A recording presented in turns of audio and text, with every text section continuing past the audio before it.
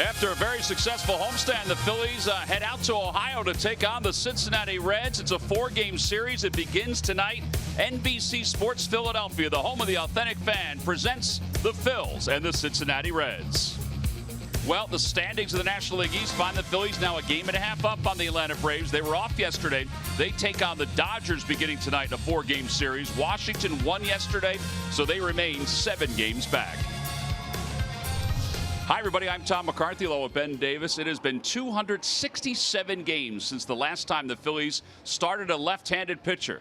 And that streak will end tonight, as long as warm-ups go well, because Ranger Suarez is in town to make the start for the Phils. Yeah, the 22-year-old lefty. I think you'll see a kid that's cool and calm and composed out there. And why wouldn't you be? He's got the arsenal to go out there and battle anybody, especially a very good offensive lineup like the Cincinnati Reds. And what else does he need to do in the minor leagues? This season, 15 starts, 5-3 with a 2.38 ERA in AA and AAA. And boy, he has been spectacular with his 3 pitches. All right, so here's a look at one of his games in AAA. Like Ben said, he wasn't in the minor leagues for many games. He had a hamstring injury earlier this year that hampered him in AA. But look at some of these pitches. That changeup was fantastic. This one in on the hands. I mean, he's got everything, and they say he's got the composure, too. Yeah, the best thing about his fastball is he can ride it high in the zone, and he can also sink it. Now, one thing that does, it can eliminate the righty, but he also can run it in on the lefty and tie some of them up. And he'll keep the ball down. He only gave up 2 home runs during his time in the minor leagues. All right, so we saw the Reds earlier this season, and quite honestly, they were a mess, but they have turned things around. 7-22 by the end of April, but they're 38-35 since. They obviously have made some changes since the last time we saw them. They have made some changes. They're not going to beat you with the pitching per se, but they will beat you with their very good offense, particularly the infield, and we'll get into that later on in the ball game. But these guys can swing it, and they definitely have to keep the ball inside the yard. All right, so 2 outfielders are out for them, though. Jesse Winker, who we saw earlier this year, and also Scott Schebler is out as well, but they still have some pretty good offense. All right, so it is game 1 of this 4-game series. It's the Phils and the Cincinnati Reds. It'll be Suarez making his major league debut. Tyler Mahle is on the mound for the Reds, making his 21st start of the season. We'll go to the NBC Sports Philadelphia studios when we return. Phillies baseball is brought to you by Xfinity, America's best internet provider, according to speedtest.net. By Toyota, the Toyota Camry, Highlander, and RAV4 have something for everybody. Toyota, let's go places. By Citizens Bank, official bank of the Phils. Visit citizensbank.com. And by Independence Blue Cross, live fearless. Learn more at IVX.com.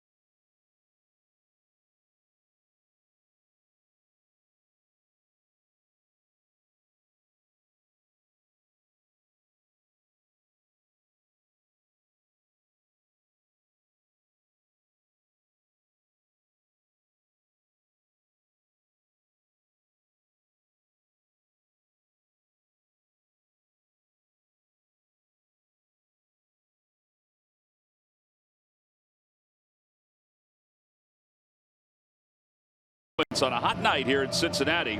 The umpires are going over the ground rules with Gabe Kapler and Jim Riggleman. Chris Guccione is the home plate umpire for tonight's ball game. It's exciting when somebody makes their major league debut. Over the last couple of years, it's more been out of necessity than anything else that we've seen a lot of guys make their major league debut.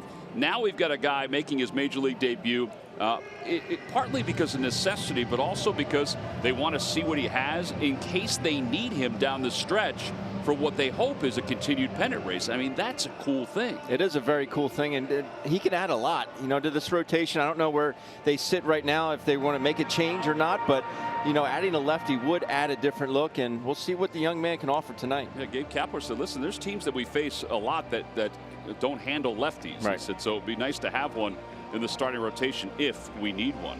Let's take a look at the Lowe's whole team together, and we take a look at the best records in Major League Baseball since the 10th of June. The Phillies at 25-14 and the Reds at 23-13. The Red Sox and the A's. How about the A's? They're in the hunt for the wild card in the American League. All right, so the Reds take the field. Let's take a look at the Phillies lineup. It's brought to you by Xfinity, America's best internet provider, according to speedtest.net. Well, the Phillies lineup has not deviated too much. We were wondering about Cesar Hernandez, but he is in there and batting leadoff for the Phillies. Rhys Hoskins bats second, Odubel third, and then Santana. Maikel Franco back up to the number 5 spot with Nick Williams hitting 6th, despite the fact he's having a really good month of July. And they will face the right-hander Tyler Mahle, who is 7-8 on the year with an ERA just over 4.5, I should say. He's allowed a lot of base hits. He's allowed some walks, so a lot of base runners. And this is really the problem for the Reds, even with their winning record, Ben. Their pitching, their starting staff, or their bullpen hasn't been up to their offense so far. No, it has not. This is a tough place to pitch at times, T-Mac. Ball will fly out of here. Tyler Mahle has been good in June and July, 4-2 with a 3.78. He does have a good fastball in the fact that he can ride it up in the zone. He's got, you talk about spin rate, he's got the spin rate. He can carry it through the catcher's mitt, not just to it. There's Jim Riggleman, who took over, the veteran manager of the Cincinnati Reds. This is his 13th major league season as a manager. It's his 5th different team. You don't often see guys get 5 opportunities to manage in the big leagues, particularly a guy that hasn't done too much in the postseason during his career. But he's done a heck of a job here. All right, so here we go. Cesar Hernandez will lead things off. It's the first of 4 on a 6-game road trip for the Phils.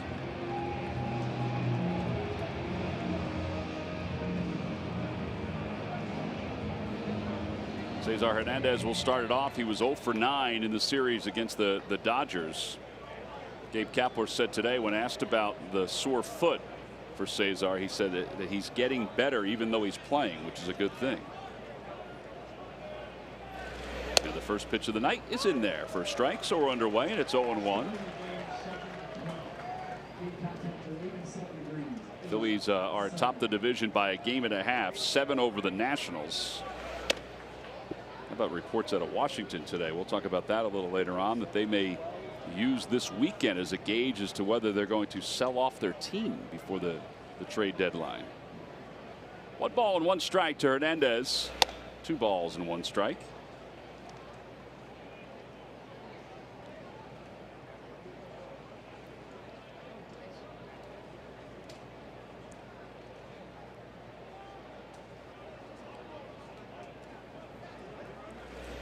Outside again, 3-1.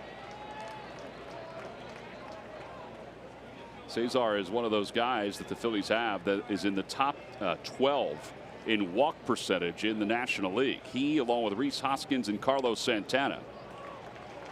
One's at the knees, and it's 3-2.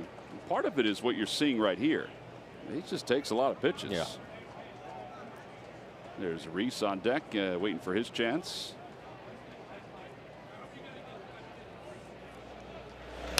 Little dribbler foul. That's the luxury you have as a leadoff hitter. You can take that 3-1 pitch because you know you're going to get it again 3-2. And speaking of leadoff hitters, Gabe said after the game yesterday, and he reiterated today, he thought that Andrew Knapp's first inning at bat yesterday set the tone for the whole game. And on the inside corner. He's down looking. A fastball and 1 out. Well, Reese yesterday with the Phils down 1-0. Homered for the 18th time this year. He got a fastball from Walker Buehler, and he did not miss it. Punish that baseball. 401 feet. That is your home run replay brought to you by Giant. The old 401-foot homer that went over the 409-foot sign. I won't let it go, T-Mac. I'm not going to let it go. Did you go out there and measure it after the game like we thought you might? I had to catch a flight. Oh, yeah, that's right. Reese has hit in 5 consecutive games on the homestand. He had 4 homers and 9 runs batted in. Last time he faced the Reds, he was 1 for 8 in the 3-game series. Phillies won all 3 games despite the fact they didn't hit a whole lot. 1 ball and 1 strike.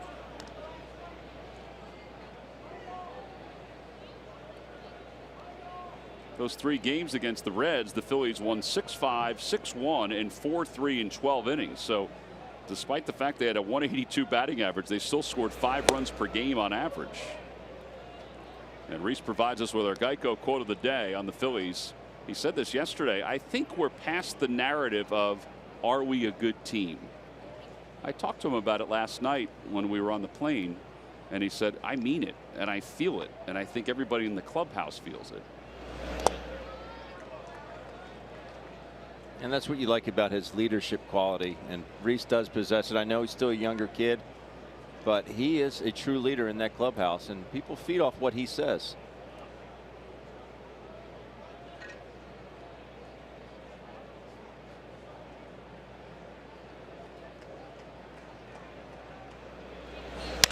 Down the left field line, and that'll go foul. And it's 3-2. So back-to-back 3-ball 2-strike at bats for the Phils. Odubel waits on deck.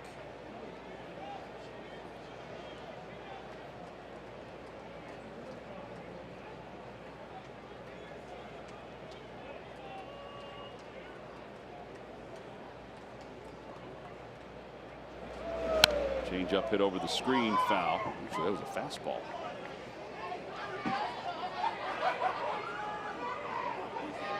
All right, so 2 hitters so far, and we're going to see at least 14 pitches. Gabe gave us a little insight from a manager's standpoint when he sees a pitch count in the first inning get high.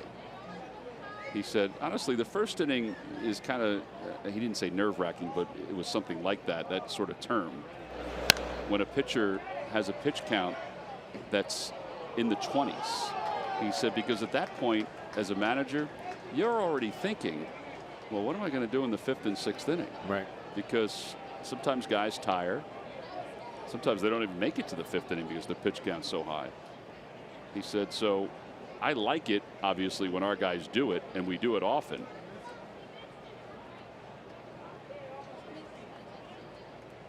Three-two pitch. In the air to left field. That ball is crushed. And Rhys Hoskins has just given the Phils a 1-0 lead in the first inning of tonight's ball game. 19 home runs, 66 runs batted in. Not only do you win the battle as he gives Ranger Suarez a little lead here going in the bottom of the first, but you win the battle, you win it mightily. Going up top, put your team up. That stride is just so on time right now, T-Mac. It's soft. He's like he's landing on eggshells, and the hands are flying through the zone. Go ahead and do it, big boy.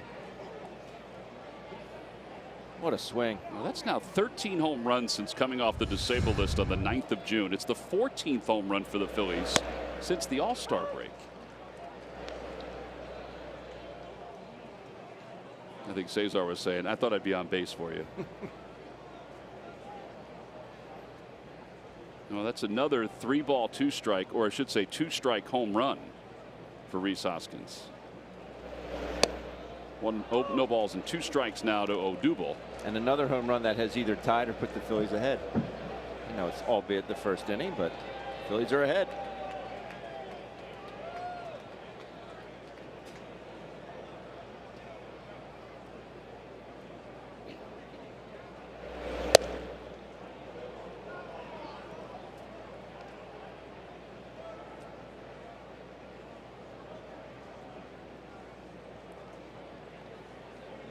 Odubel in the series against the Dodgers was 2 for 13.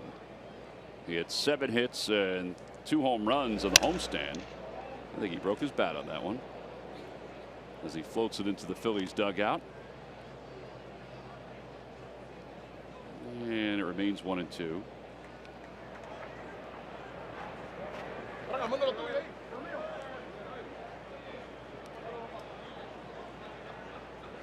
Maikel Franco is acting as the bat boy for Odubel. Michael can do it all. Yes, he can. I think he was offering one of his bats also.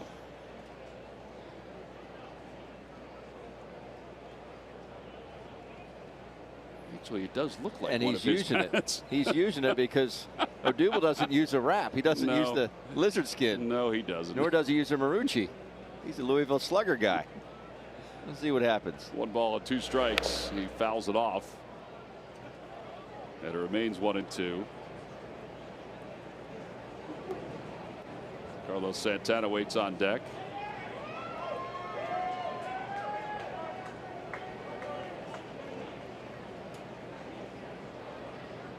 All right, so already 20 pitches in this first inning.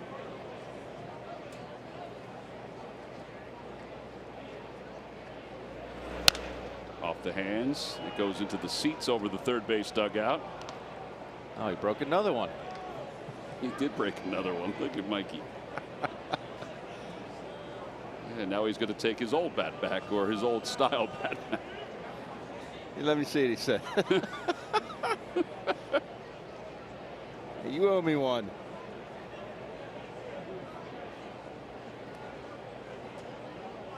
Use it in BP. You know, Odubel's stance, so his initial setup, he is very exaggerated. I mean, the chalk line on the right side of the batter's box is all worn out. He's very open. And I think he gets, he's open anyway, but I think he gets even slightly farther away with 2 strikes. Right. And you can see how far out he goes. And he floats that one off the glove and picked up on 1 hop by Peraza. And Odubel is safe at first. I don't know if he needed a slide, but he's in there. And it's an infield hit. And the Phillies have a base runner with 1 man down. Another good AB, and speed kills. You can smell that one. Didn't know if Peraza was going to be up in the air enough for Peraza just to get a glove under it and catch it. And Odubel continues to slide on top of the bag. I don't get it. So Odubel being Odubel. And we love him. He does make us laugh. I mean, even the fact that he went in and took one of Maikel Franco's bats instead of his own. Carlos takes a strike. Santana 5 for 14 in the series against the Dodgers with 2 extra base hits, 3 RBIs. His overall average at .215, 15 home runs, 60 runs batted in.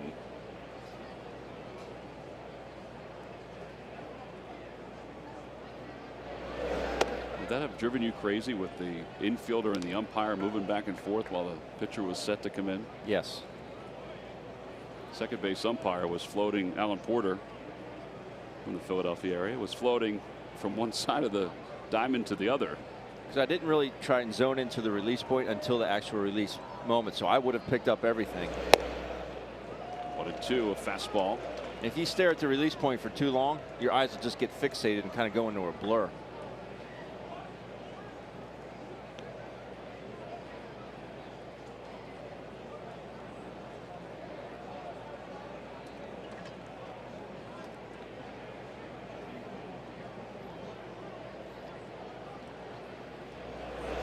In the air to right field. That's well hit.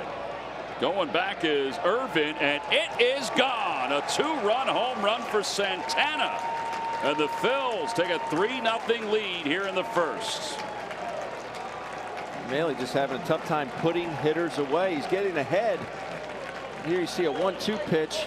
Carlos getting way too good a pitch to hit, and he makes Maile pay.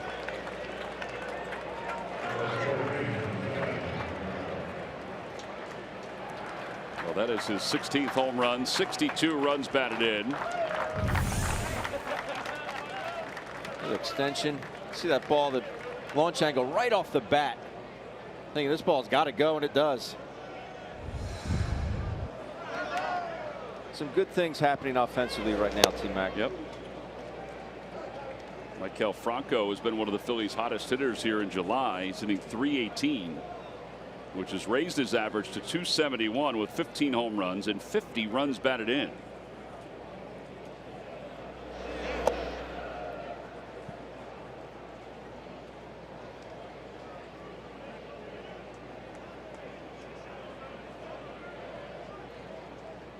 This will be the 29th pitch of the inning. And a good pitch to hit, and he fouled it back, and it's 1-2. Ranger Suarez is thinking, all right, a 3-run lead in my major league debut. It's pretty sweet. Well, he's not going to change the way he pitches, but it is nice to have a little bit of breathing room for the young 22-year-old.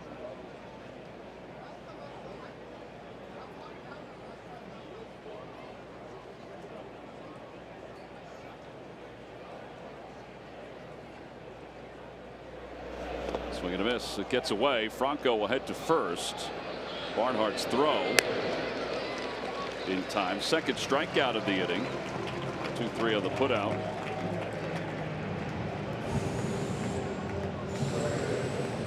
And here's Nick Williams.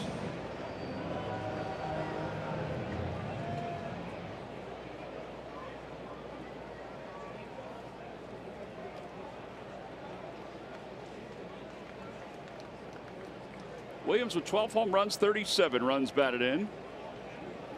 He's had a solid July, hitting .300. And he watches that one go by for a strike. One thing I've noticed out of Nick in this particular month is the fact that Nick is a very aggressive hitter, but he's seen a lot more pitches. He's worked a few more walks.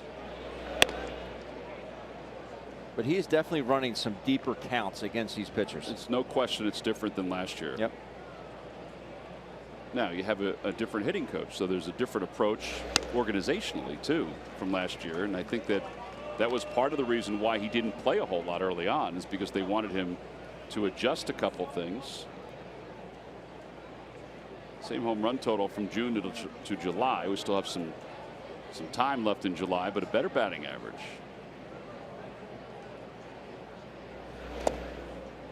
2-2.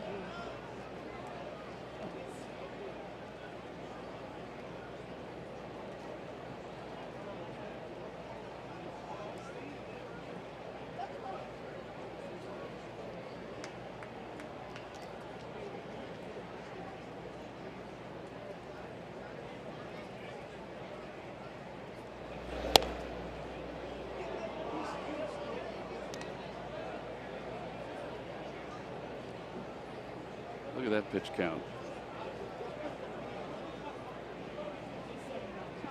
Chris Guccione is the home plate umpire. Bill Miller's at first. Alan Porter at second. Nick Marley's over at third.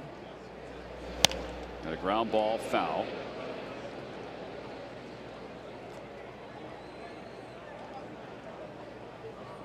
I thought it was interesting talking to Gabe today about pitch count and what the first inning does to a manager and his thought process for the rest of the game. And there's a line drive base hit it to center field for Williams. Especially in the National League. Yeah, especially.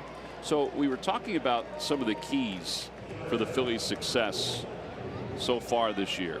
And, you know, we're beyond, obviously, the midway point. We're beyond 100 games. So, you know, this is serious stuff right now. Right. As you look at Williams here.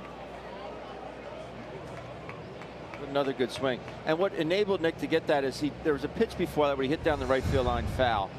It was a pitch, it could have gone either way, but Nick was able to foul it off, live to see another pitch, and then he gets a single. I mean, this is all part of the maturation of this offense that we're seeing. It's great to see. Danny Darwin's out to talk to his right-hander. Bullpen action already. Michael Lorenzen is warming up in the pen. But getting back to the first inning stuff, you know, over the course of the last month, if you look at the success the Phillies have had, part of it is that the opposing team's pitcher is only throwing, the starting pitcher only throwing 5 innings on average a game. So if you go back to just this homestand the Phillies had between the Padres and the Dodgers, the average starting pitcher, the starting pitcher averaged only 5 innings. So you're into the bullpen. Now, in this day and age, bullpens are obviously better than they used to be, because that one's hooked foul, but not the 6th and 7th and 8th inning guy, or maybe the 8th inning guys, but not the 6th and 7th inning, not the long man in a lot of ways, right? Right.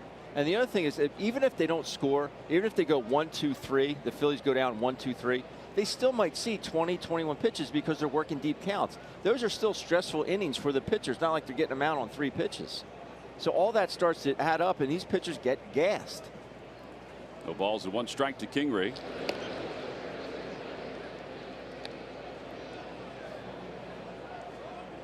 Kingery yesterday, opposite way. The slider there off Walker Buehler. Just gets enough of it. 0-2.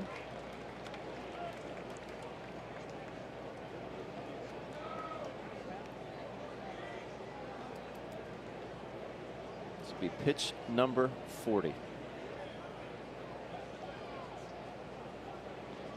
That's after you already threw 50 to 60 in the bullpen.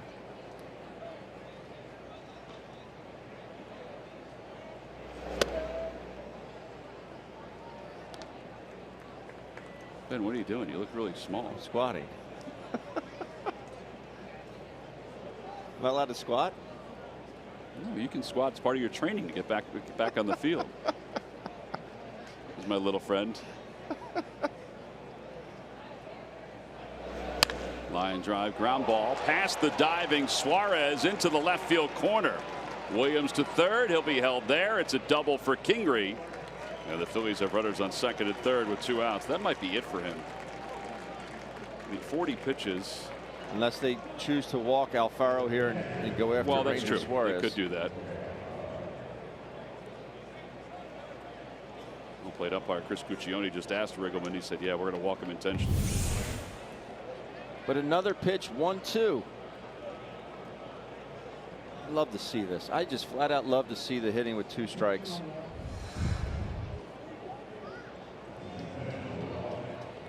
Who would have thunk that Ranger Suarez would make his first big league at bat before? Yeah, and he's a guy who hasn't had many plate appearances in the minor leagues. It wasn't until this year that he actually went to the plate. Before he throws his first big league pitch, he'll get his first big league at bat. Well, it's good to move around a little bit, Ben. That's right. So those are the numbers in Reading, and that's it. 2 hits, 2 runs in 8 at bats.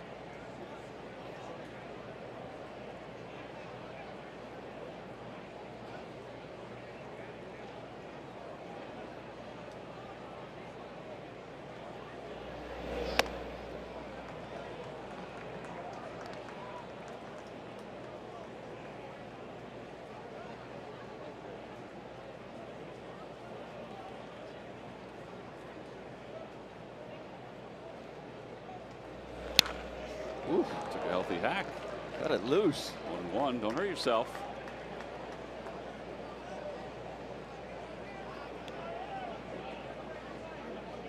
Diego loves it.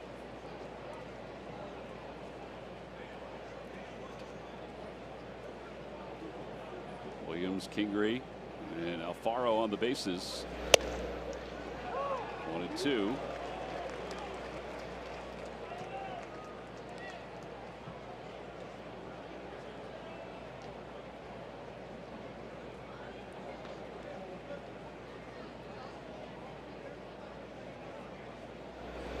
Swing and a miss. Suarez strikes out. 3 strikeouts in the inning for the right-hander Mealy, but the Phils scored 3 runs. Rhys Hoskins drove in the first one with his home run, and then after Odubel singled, Carlos Santana went out to right field. 3-0 Phils as we go to the bottom of the first.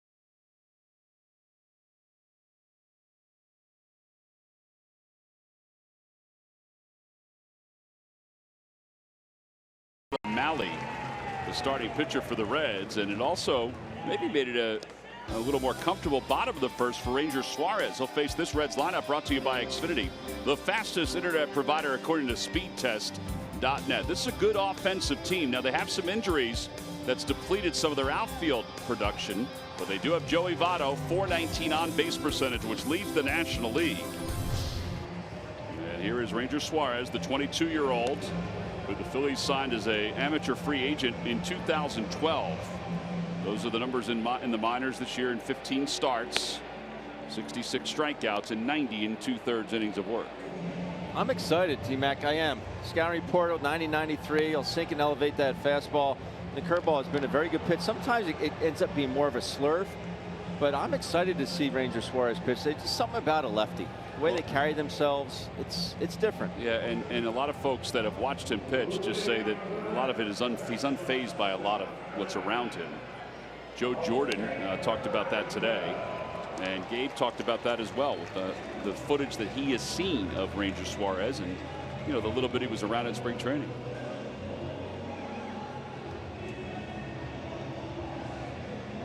Jose Peraza will lead things off. He was 1 for 14 in the Cardinals series, but since we last saw the Reds, his offensive production has really kicked up.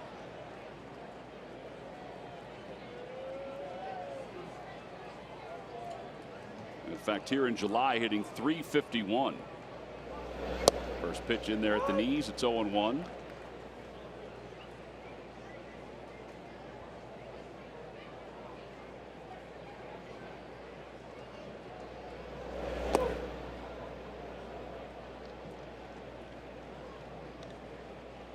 It's been 267 games since the Phillies last had a left-handed starter. Adam Morgan pitched on September 28, 2016. Out to shortstop. King recharges, takes it on a short hop, and 1 out. It's the longest streak in club history for the Phillies between starts by a left-hander. It's not the major league record, though. I was surprised to see that the major league record was 681 games. Goodness. But get this, the Los Angeles Dodgers from 92 to 97. I would have thought that the Dodgers would have had somebody start.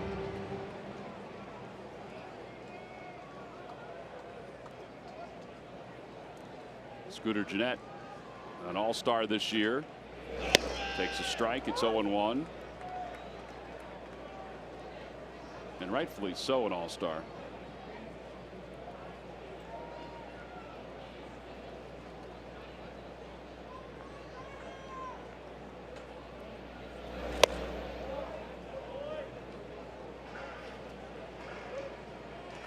I like his pace, T-Mac.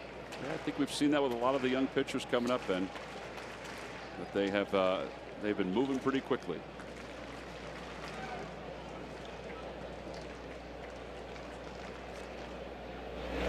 Line drive, base hit to left field for Gennett. Started the post All-Star break 0 for 14, but is now 4 for his last 5. So here are the pitchers that have pitched and the number of games they have thrown or started since the last time the Phillies had a left-hander. Henderson Alvarez, Clay Buchholz, Alec Asher, and Phil Klein. I played that game with Chris Ware today. I got 10 of the 16. Did you really? I did. Did you get Phil Klein? I did not get Phil Klein. Joey Votto's the hitter. You got Nola, though, right? Well, I mean, the 5 that are starting right now. now. I'm kidding.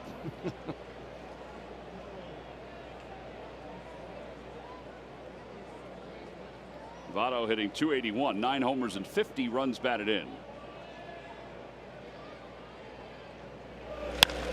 Out to left center field.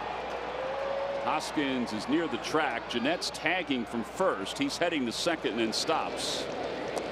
And a good throw in by Reese. 2 outs.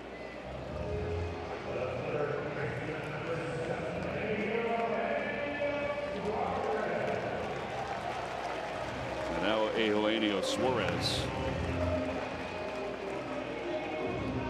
You know, the Reds fans lament the fact that they've made a couple of trades over the last couple of years with some premium pitching and really haven't gotten anything back in return. Johnny Cueto, when he went to the Royals, they thought they had a pretty good package, particularly with the Finnegan kid. But none of those guys are really doing anything. They're certainly not doing anything for the Reds. And Aroldis Chapman to the Yankees. None of those guys are doing anything. Time now for our Nissan upgrade. Upgrade to the technology of tomorrow today. And we compare the two third basemen, the Phillies, Maikel Franco and Suarez, and where they sit with specific numbers. They're WOBA, second for Suarez, fifth for Franco. The isolated power, which a lot of people are pointing to instead of slugging percentage in some ways, you know, they're both in the top 5 with that. That sort of eliminates the single when you're looking at numbers. And they're both in the excellent range for that. Outside 3-0. Maikel has certainly turned things around. And there are a number of other categories where they're in the top 5 as well.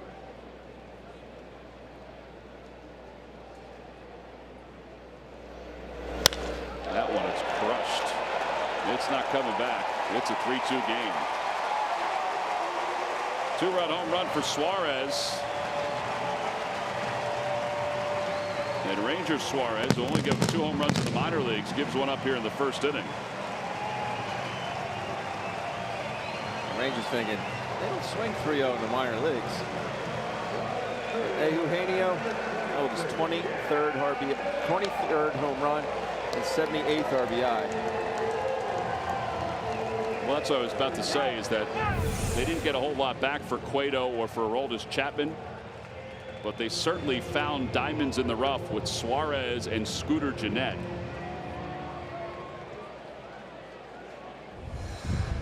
That is a powerful short swing there by Suarez.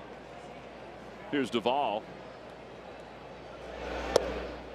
And there's a curve. It's 0-1.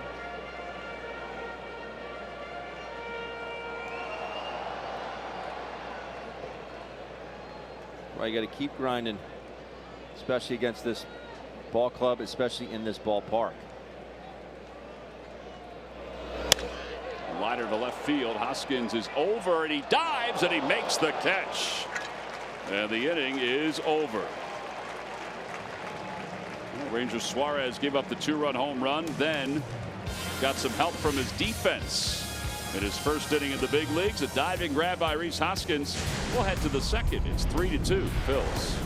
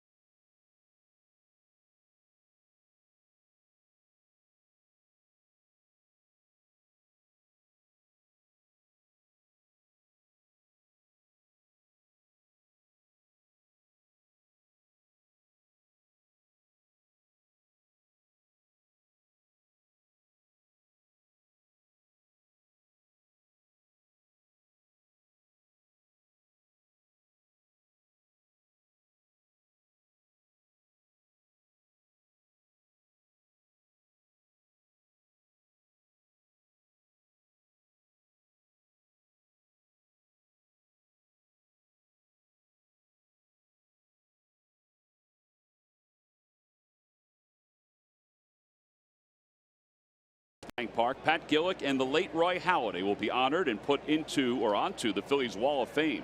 Go to Phillies.com to order your tickets. There'll be a special pregame ceremony with a number of the previous Wall of Fame inductees that will be there, including Tony Taylor, Juan Samuel. Schmitty, of course, will be there. The Bull. The one to Hernandez is fouled.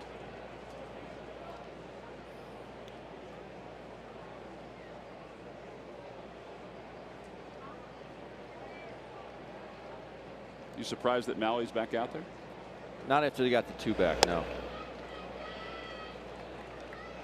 And to be honest with you, he's kind of lucky he only gave up 3 in that first. Yeah. The way they were swinging the bats. Go back and get a couple more here. 2-2.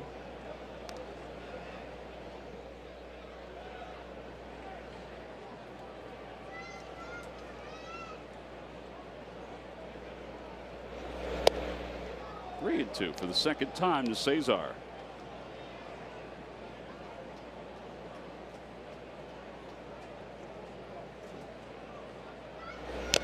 And Cesar fouls that one in and out of the glove of Barnhart.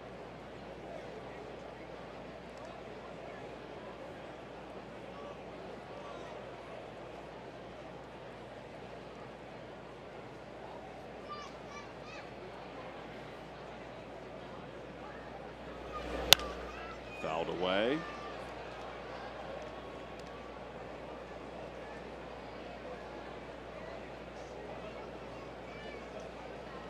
Hoskins waits on deck.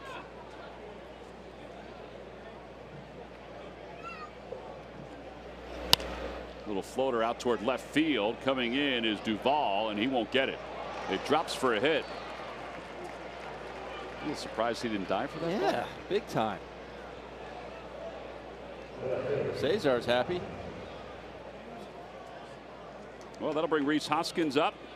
Murph, we've already seen the production from this infield. It's a pretty good offensive infield. Yeah, we're watching the Reds defensively right now in the infield. But when you talk about their infield as a whole offensively, you have to argue that perhaps they are one of the best in baseball, if not the best, in terms of production. We already saw what Suarez could do. But if you combine the numbers coming into tonight's game with the offense, what they're able to do offensively, the 4 of them combined, how about batting .298 with 13 home runs, 57 RBIs, 56 runs scored, 107 hits on average for those 4 guys in the infield. 3 all-stars in that group, and certainly deservedly so. They have been very productive for the Reds, and they are a big, big reason why the Reds have been winning ball games. Yeah, no doubt about that. We said even with their outfield banged up, with Schebler on the DL and Winker on the DL, you still look at their offense and think, man, they've got some talent. Well, we've got a pitching change. Michael Lorenzen is in. We'll take a break and be back after this.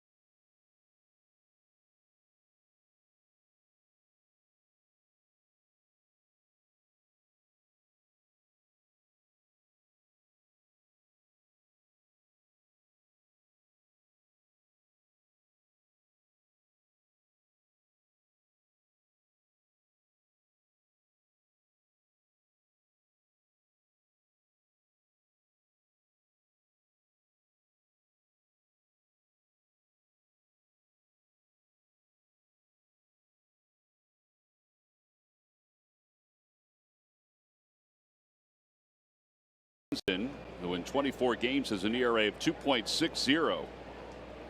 And he'll face Rhys Hoskins with a runner at first base, nobody out here in the second inning. Keeping an eye on Hernandez.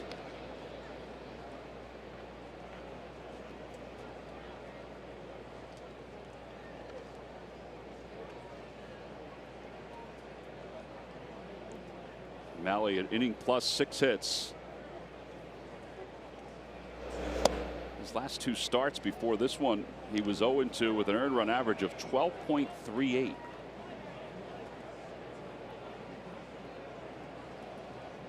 And tonight certainly didn't help. No.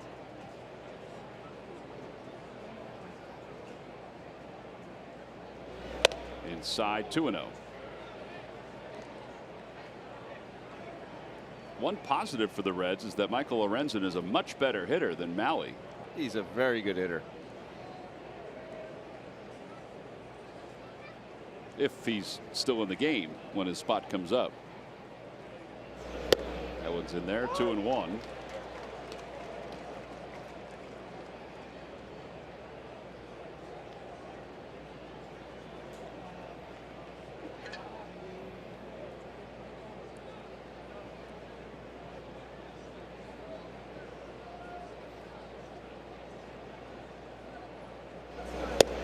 Speed pitch, and it's 2-2.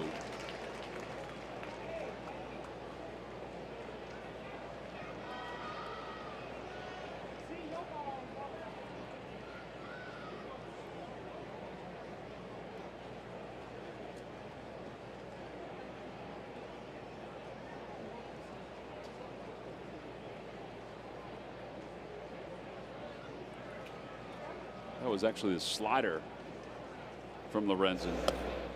Fastball 94-97. That was it right there.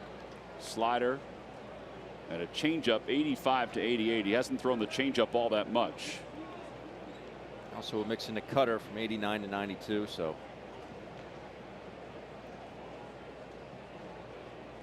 3-2 to Hoskins. And a throw over to Cesar. Hoskins home run powered by StatCast AI, or excuse me, powered by AWS StatCast AI. 397 feet. Exit velo just under 102. Swing and a miss. Lorenzen gets a strikeout. And 1 out here in the second. And it brings Odubel up.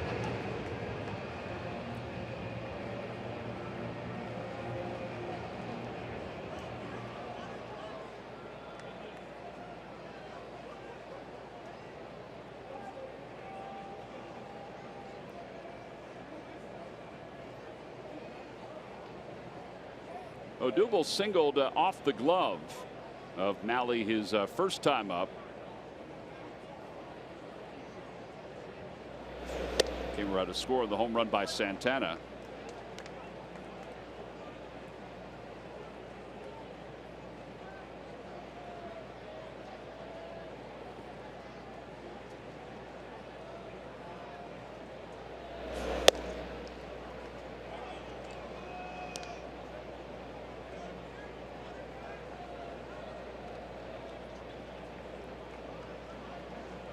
I got to tell you, it threw me off when I saw Lorenzen walking in. I thought he was walking in from the dugout because he was over near the first base side.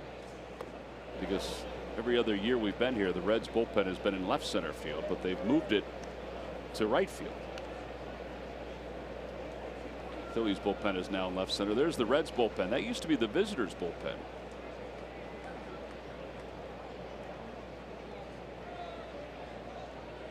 probably a way to access the bullpen underneath the stands. That's probably why they did it. I think the reason that, I could be wrong, that it was in left center field was because they wanted to keep an eye on what was going on out there, but you can't really see anything anyway.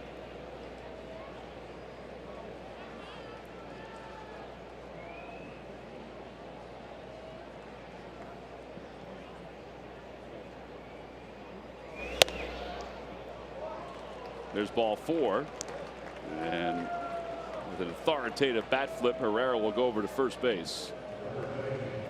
This is Carlos Santana's second time up. His first time up, he did this. So 1-2 fastball there, out over the plate. Put the good guys up 3-0.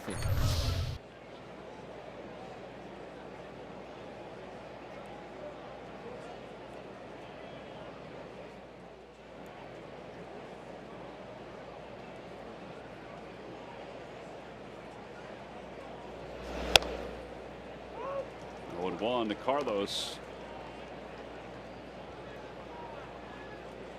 Santana is now third in the league in walks with 78.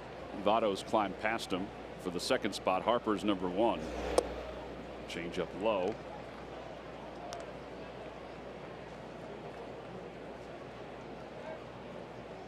He's hit in 5 consecutive games. He has 8 hits in his last 24 at bats. And during that time, he has 10 RBIs. The inside corner, and it's 1-2. And that's what I love, RBIs. Give me a guy who can drive runs in. All right, 1-2 count his last time up. See what happens.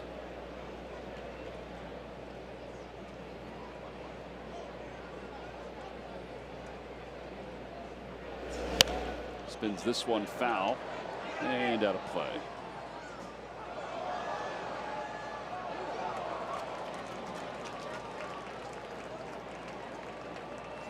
Amazing to me how fans just refuse to put their beer down when they're going after a foul ball. Refuse to do it. Makes it more challenging, Ben. Everybody likes a challenge.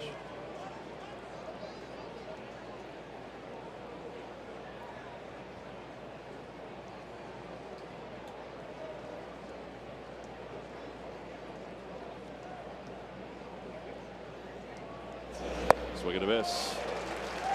2 strikeouts for Lorenzen. All 5 outs so far. First 5 outs, I should say, are all strikeouts.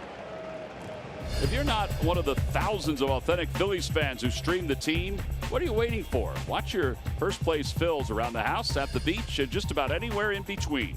Download the NBC Sports app and always stay connected to your Phils. 2 outs, and here's Franco, who struck out his first time up.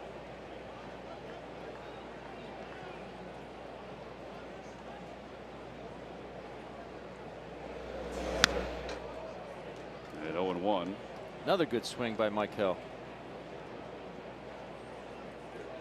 Mentioned this graphic before between Franco and Suarez. Suarez has been in the top 5 in a lot of categories all year, but it's nice that Michael for July has slid in there. 258 for his isolated power, 301 for Suarez, which is elite. 318 in average for Michael. Checks his swing. It's 1-1. Slugging percentage, he's 4th. OPS at 942 for Michael. I think those are good numbers. I mean, they're not only, all right, I'm getting on base. It's I'm getting on base and I'm driving runs in. I'm doing damage with those numbers.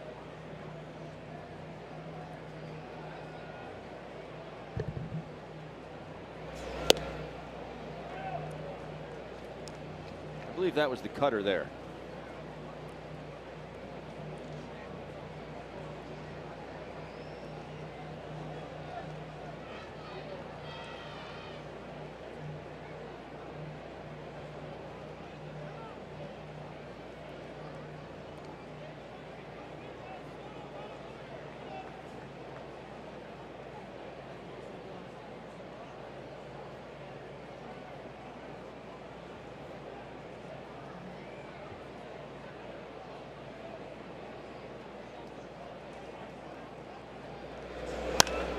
Popped him up. And Scooter Gennett backpedaling at second base. And the Phils will leave a couple here in the second inning. No runs, 1 hit, 2 men left, and a pitching change for the Reds. Middle of the second. It's the Phils 3 and the Reds 2.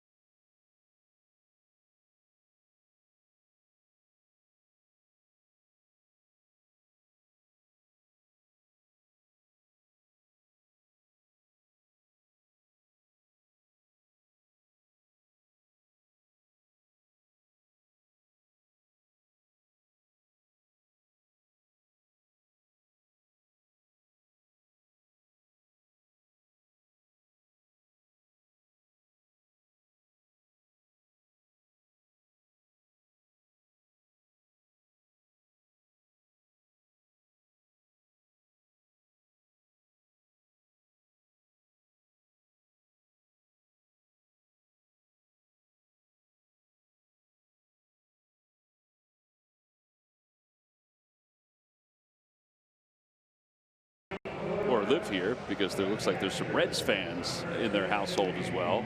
He's fighting an uphill battle, Ben. He's sticking to his guns there. That's still good. The little baby's more concerned about the turtle than whether she's wearing a red shirt or not. But there are Phils fans that we saw outside today that have made their way into the ballpark.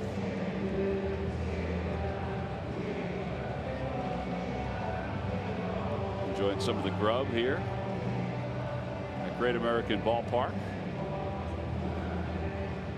We walked over today with Kevin Jordan, who's doing radio, and he's wondering where Riverfront was. Well, Kev, it's an apartment complex now and a parking lot. We're basically next to where Riverfront Stadium was for all those years. Tucker Barnhart, the batter, and it's 1 ball and 1 strike to Barnhart.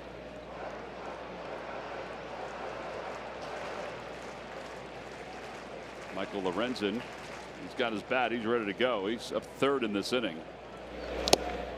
1-2. I like that. He missed with a changeup on the 1-0 pitch. I'm sorry, on the 0-1 pitch. Missed with a changeup, comes back with it. Made the adjustment.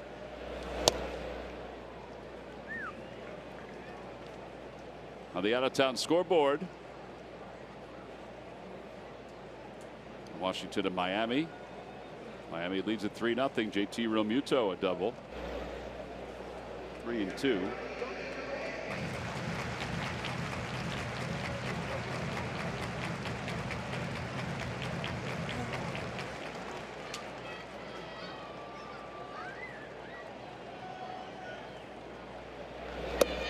And a strike 3 called.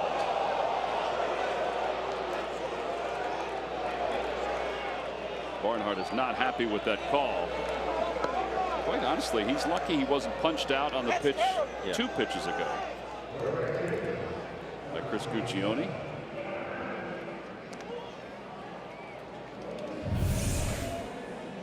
Take a look at pitch cast here.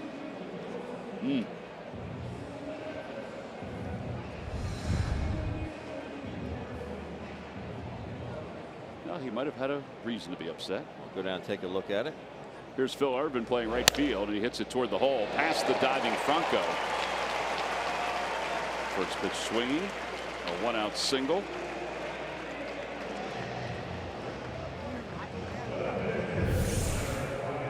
Here's the first career strikeout for Ranger Suarez.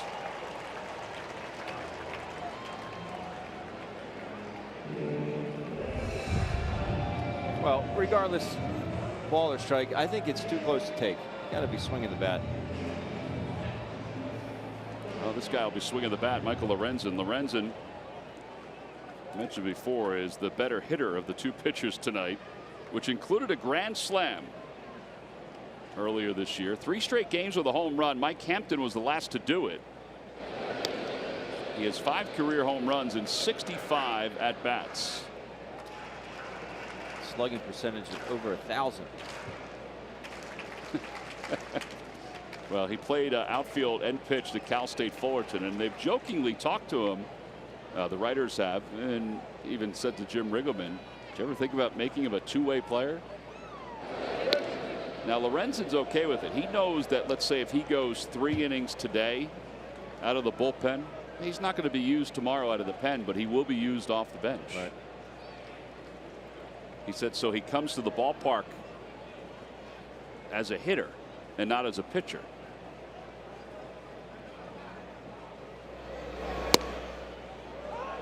A 92-mile-an-hour fastball. He put his hitter's cap on. Put his hitter's cap on, Ben.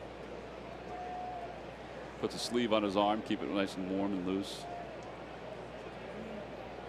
It's a mindset, Ben. That's right.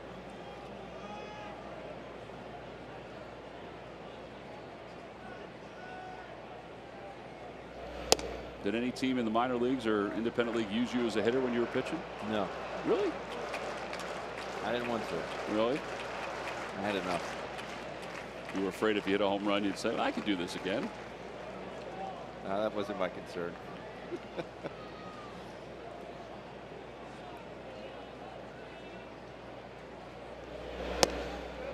2 balls and 1 strike.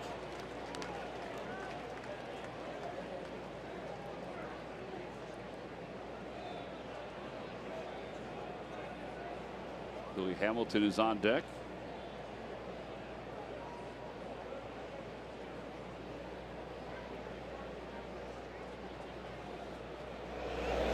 Back toward the middle, and what a play by Kingery on the glove side in a double play. That ball took the perfect hop for Scott Kingery. Side is retired. No runs, one hit, nobody left. We'll move to the third. 3-2 Phils.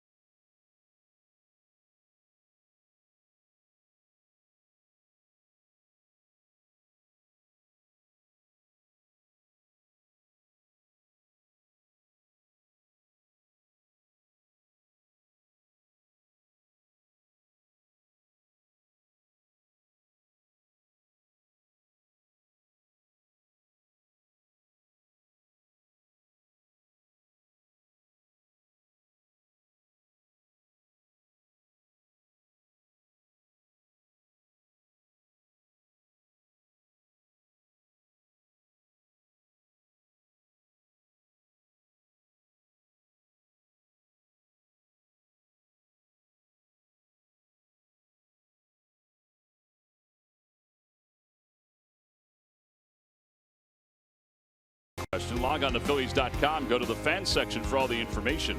And please submit your answer on the subject line. Ben, the question is, which two Reds won back-to-back Sporting News NL Comeback Players of the Year awards in '95 and '96? We're talking Sporting News, Ben. The answer will be revealed a little later on. Should go check the hallway. That seems like a. I think there might be a picture up on the wall. A picture in the hallway that John DeSangro found. So if you excuse yourself to use the facilities, we'll know what you're doing. You're doing research. That's right. Did you used to get the Sporting News in the mail? No. Sports Illustrated? No. Did you read when you were younger? No. Okay. Answers a lot of questions, Ben. Got the Daily Times. That was it. There's Nick Williams to lead things off. It'll be Williams, Kingery, and Alfaro. Here at Great American Ballpark, the home of the Cincinnati Reds.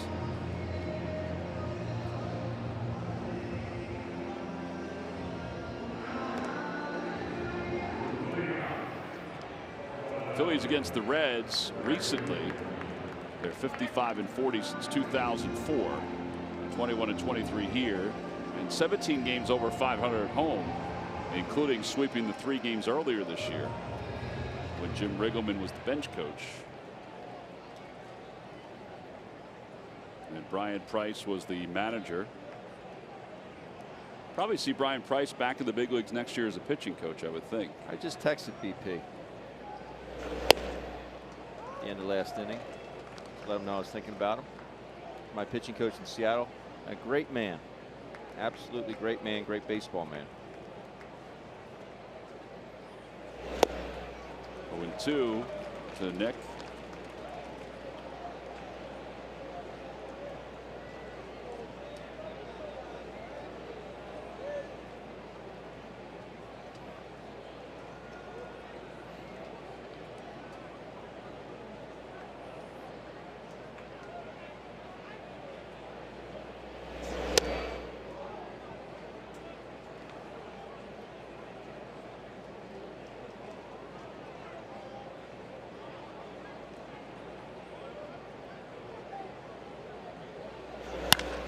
In the air to center field. Billy Hamilton is going back toward the wall. It is gone. Up onto the lawn. A solo home run for Nick Williams. And the Phils now lead it 4-2. Another 1-2 count. Another home run. And these Philly hitters are getting some pitches to hit, and they're not missing them down in the count. Well, that just sounded like it was going to go far, but you have to wait with Billy Hamilton because he's climbed that wall a couple of different times this year.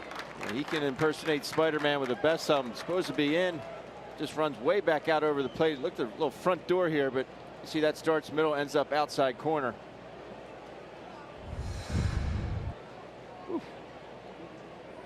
Well, here's Kingery. Kingery takes a strike. It's 0-1.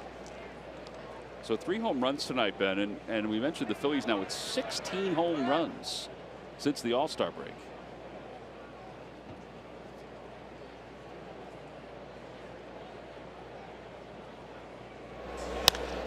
That one's hit in the air to left center field. Going back on it is Duvall, and he's going to have room as he's on the track.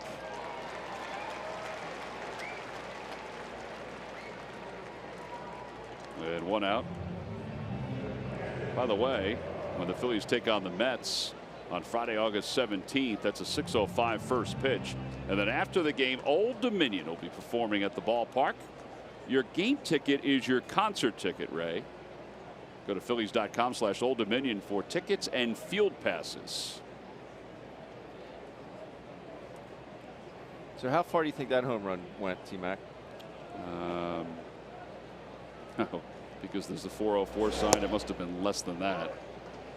Is it 401? 397. Okay. It does jut in a little bit. Yeah. Sure does.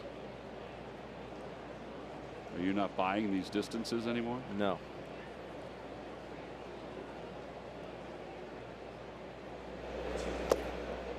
One and one to Alfaro. Bottom line is it went far enough.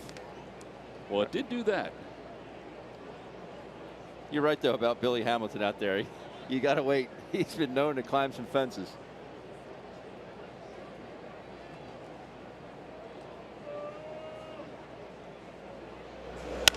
Off the hands out to right field. Phil Urban out there. 2 outs, and here's Suarez up for the second time in the first 3 innings.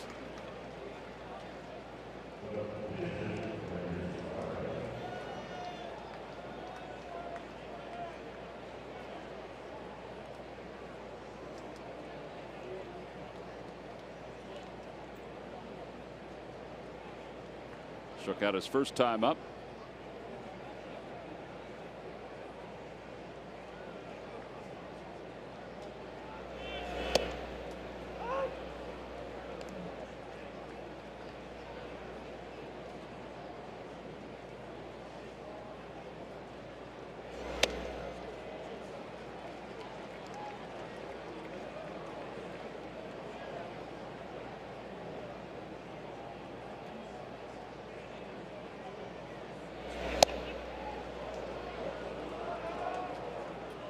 Sure if Barnhart's going to be happy about that behind home plate.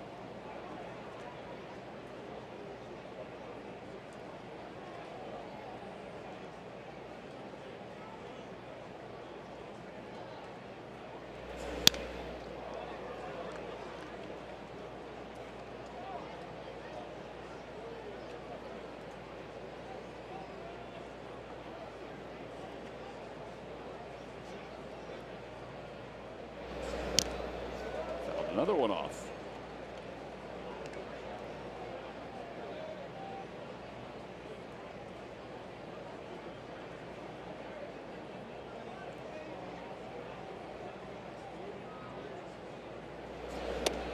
Last year the Phillies were here to open the 2017 season. Of the 13 players, and Gabe wasn't even here, Pete was here, 13 players the Phillies had play today. 7 are gone. Pretty big turnover, but that turnover really happened during the season last year, and obviously some additions this year too, like Kingery and Santana this past offseason. And the 2-2 pitch. It's 3-2.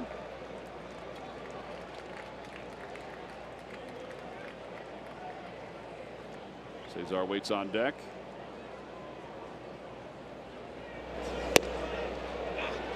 Strike 3 call, so Suarez is down looking. That'll wrap up the 3rd. The Phils get a run on the home run by Nick Williams.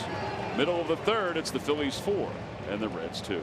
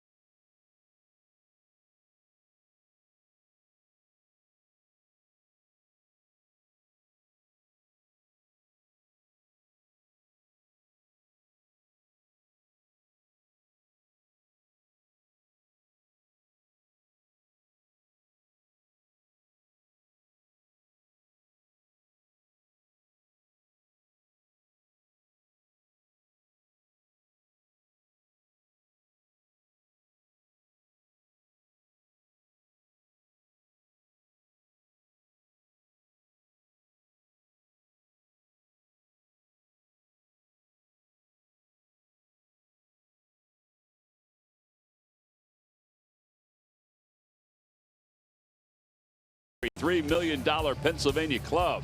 Players must be 18 or older. Please play responsibly. And buy Nissan. Shop ChooseNissan.com.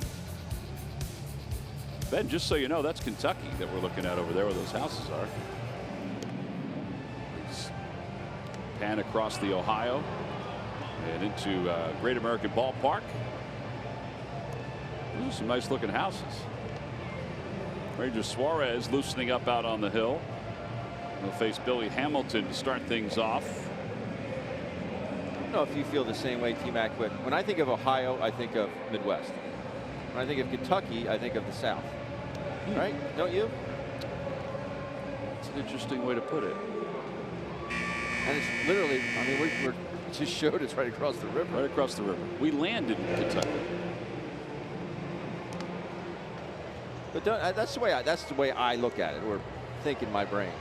Well, let me see. 1, 2, 3, 4. Jamie's probably in the back. There's 5 folks from the area. I will say no.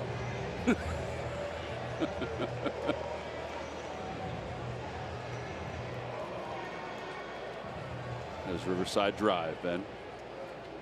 University of Kentucky in the Southeast Conference. Just saying.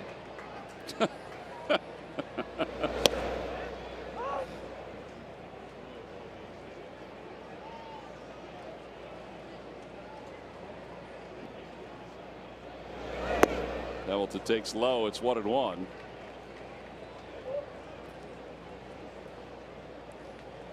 Louisville's in the ACC, so I guess, you know, could be right about that. Little tapper back to the mound. Suarez throws him out. 1-3 on the putout. Murph, when you're done with your hit here, can you come up and give Ben a little lesson? The geography. Yeah. We can do that, but we're going to talk a little history first, if that's okay with you, because I have compiled a list of things that have happened in the world since the Phillies started a left-handed pitcher. So the Eagles won the Super Bowl, we know that. How about Britain voted to leave the European Union? That's big doings in the world. Vince Scully retired, we know. The Cubs and the Astros both won a World Series. Bob Dylan won a Nobel Prize for literature. Did he show up? Yeah, I don't know if he showed up or not. I didn't check that far into my list. Brooks Koepka not only won 1 U.S. Open, he won 2. And, well, Black Sabbath played their last live concert. I'm sure you knew that, Tom. And, Tom, you turned both 49 and then turned 50 during the time before the Phils started another left-hander, which they're doing tonight. 267 games have gone by since the Phillies started a left-hander. That was Adam Morgan back on, September 28, 2016. And Ranger Suarez tonight. So there you go. There's your little history lesson. I was not the only one that aged during those years, just so you know. That's true. But you hit the big 5-0, so I put it on the list. Well, I appreciate that. Yeah. 2 balls and 1 strike to Peraza. And he lifts it out to right field. Fairly deep and playable for Williams. And 2 outs. Can I get Greg Murphy's view on it? Murph, Yeah. Murph, when you think of Ohio, what do you think of? I think of the Midwest. Right. When you think of Kentucky, what do you think of? I think it's adjacent to Ohio. Just like North Jersey, the same as South Jersey, right? No, they're 2 completely different things. Okay. Yeah. It's just me. I'm, you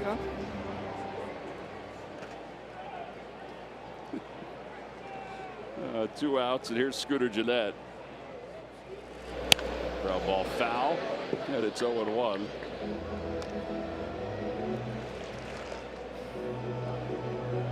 I'm surprised Murph didn't put our list together that we gave him. Yeah, I don't think that would have been good for television. We were very helpful with Murph. Broke his bat out to shortstop, backhanded by Kingery, and a throw across the diamond. That's a good inning from Ranger Suarez. 1, 2, 3, go the Reds. We have completed our first 3 in Ranger Suarez's major league debut. We'll head to the 4th. It's 4-2 Phillies.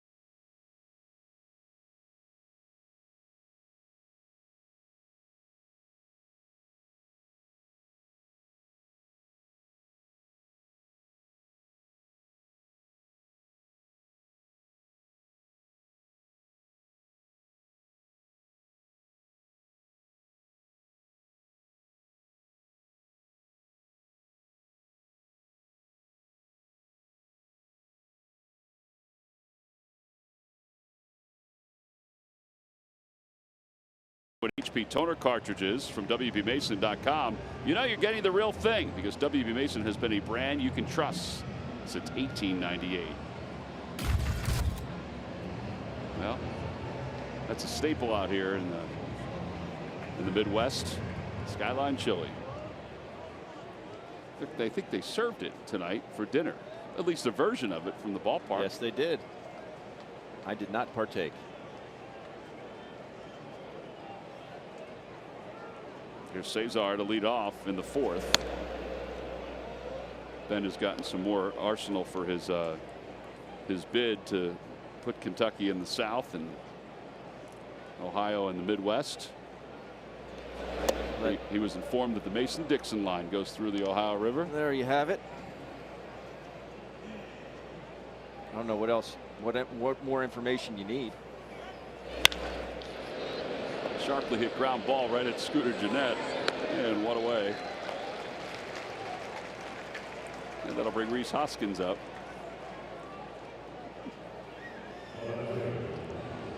And the state of Kentucky owns the Ohio River.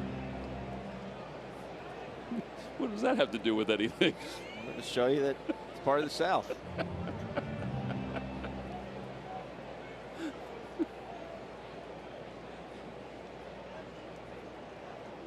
Rhys Hoskins is coming up. He's 1 for 2. The Mason-Dixon line. I don't know how else. Want me to spell it out for you?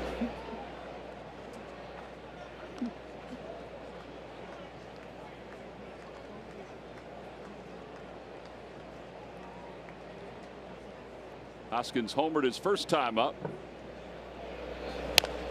And he hits that one into the Phillies dugout. Over the head of Phillies athletic trader Scott Sheridan.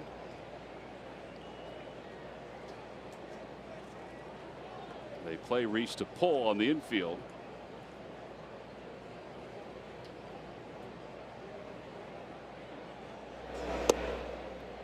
And it's 2-1.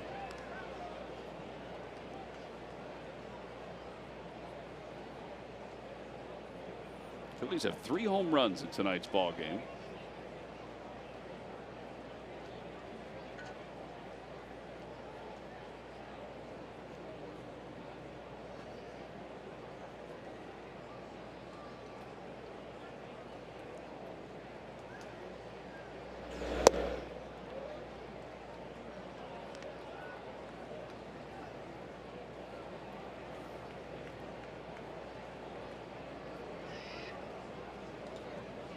Everyone on Twitter agrees with me, so I guess I'm right. I wasn't saying that you're wrong. To the left side, softly hit. Suarez has it across his body in time. There are 2 outs.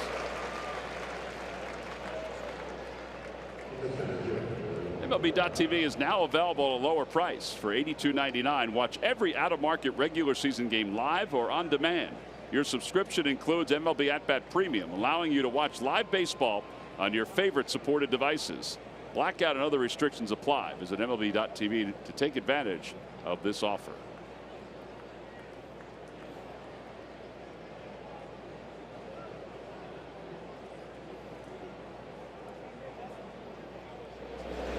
Phillies now have 3 games since the All-Star break where they have 3 home runs or more. They had a game against they have 2 games against the Dodgers where they had 4 home runs and 3 home runs. At the knees, and it's 1-1. I think John Maley's got to be happy about that. I know there's so much other stuff that he has been happy about this year, but every hitting coach, you know, they love the power numbers. Yeah. Particularly because they're getting themselves in such good counts again. Although Carlos was a 1-2 pitch. Yeah. Nick Williams 1-2 pitch. That's right. It was 1-2. I thought it was 2-2, but it was 1-2. And a strike 3 called. Odubel's down looking. 6 in a row for Lorenzen since the home run by Williams. Phillies go down in order. We go to the bottom of the 4th inning. It's 4-2 Phils.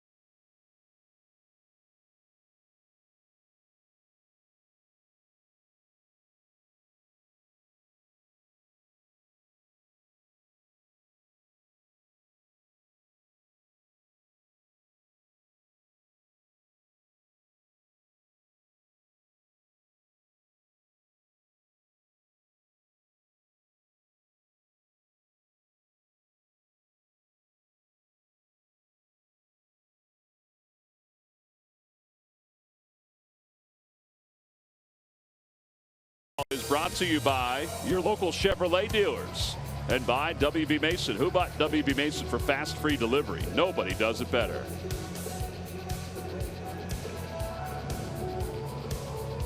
Bottom of the fourth inning, Ranger Suarez has a 2-run lead to work with. He'll face Joey Votto, Eugenio Suarez, and Adam Duvall.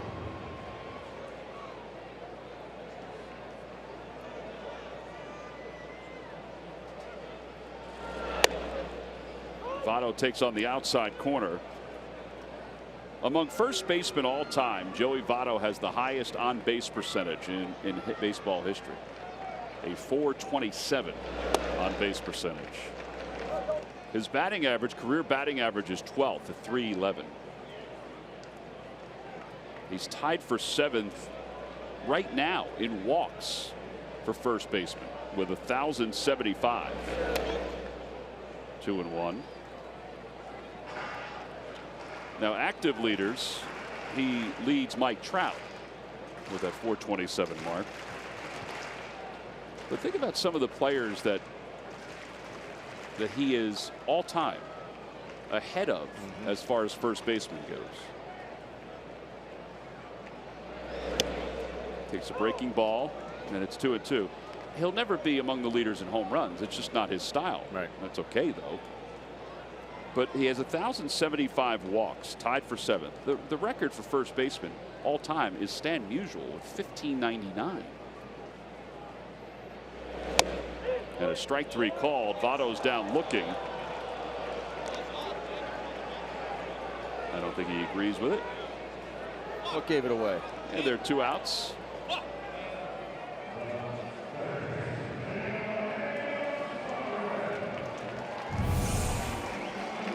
Here we go. Pitch cast. That's a strike. That is some paint right there.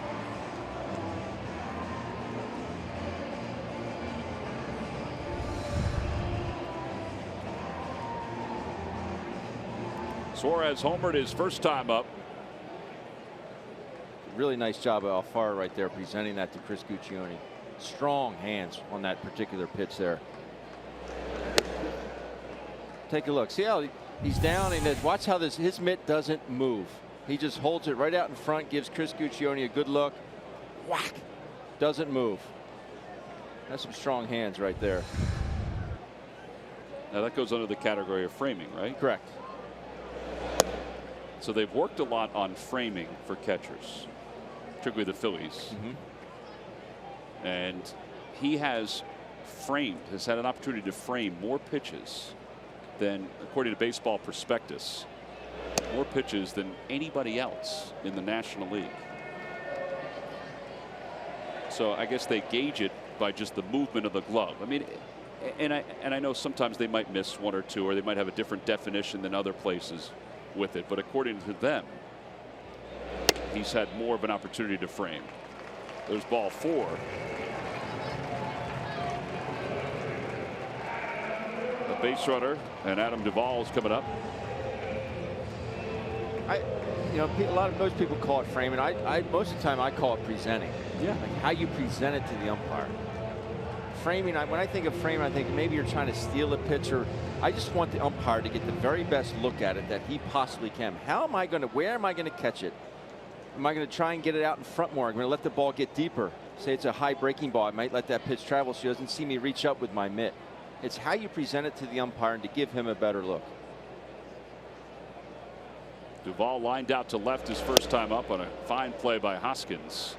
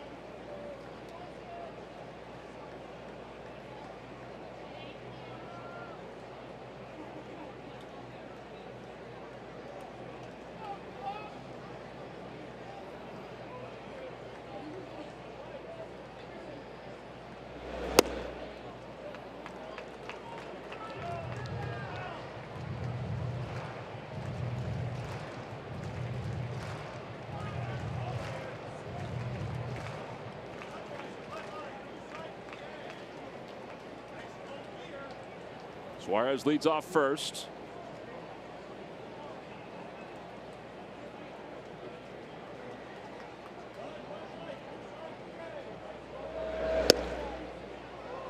Does have some nice movement on that curveball. I think you're right, though. I think it at times is more like a slurve.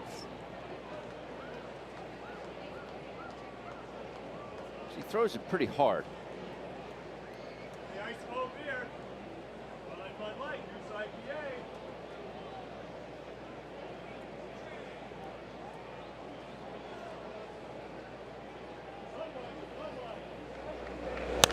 Out to right field line. It's a foul territory. And traditionally, we think of curveball, we think up and down. This definitely has more lateral movement than anything. Ranger is from Venezuela. We mentioned signed in 2012 by the Phillies as an amateur free agent for about $25,000. He spent 3 years in the Venezuelan Summer League before he came over to the States.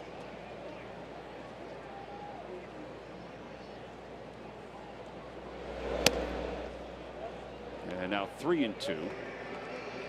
The curveball stage just a bit outside.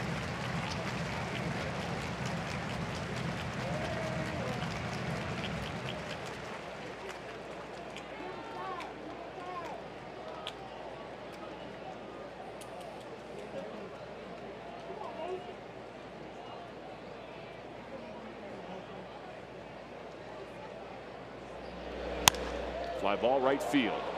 Williams venturing back. He'll get there. Makes the catch. Suarez back to first. There are 2 outs. A lot of what Gabe Kapler and Rick Kranitz, Chris Young have seen of Ranger Suarez has been through video. Phillies have the ability to call up a pitcher on their iPads or on their computers at any time. And they can watch a whole outing. They can watch clips. So Cranny has seen him, but only in person in spring training. Now I think Gabe one night went to Reading, and I think, I could be wrong about this, but I think Suarez was on the mound. I could be wrong about that.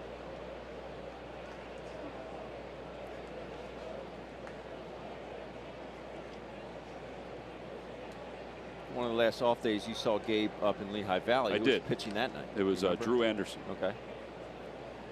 1 ball and no strikes to Barnhart, and he takes a breaking ball. But he also saw that night, I think anyway, Trevor Plouffe, who hit a home run and made some pretty good contacts.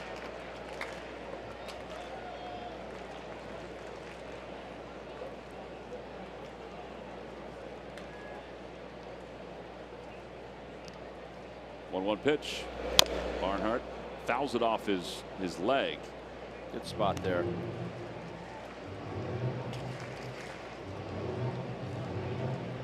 He does have some polish to him, though. You can just see it. I mean, for a 22-year-old. Mannerisms out there. You can see he's a confident young man. Not cocky, but he's confident. He believes in himself.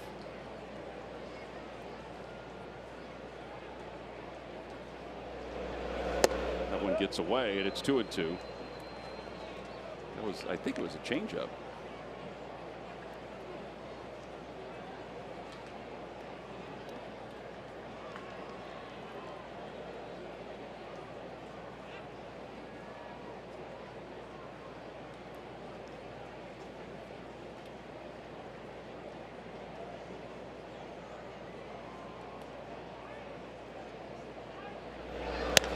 Fly ball left field. It's pretty well hit. Hoskins going back toward the wall. He jumps, and it is gone. And we are tied up at 4. And a 2-run home run by Tucker Barnhart. So Suarez has given up his 2nd home run of the night, after giving up 2 down in the minor leagues. That didn't even sound good, did it? It did not.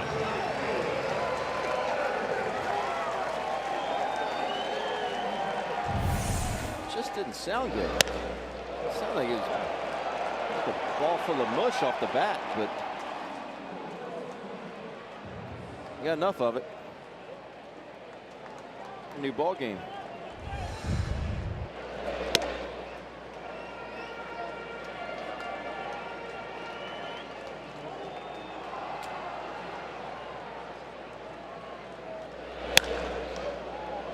Looper down the right field line, and it's 1 ball and 1 strike.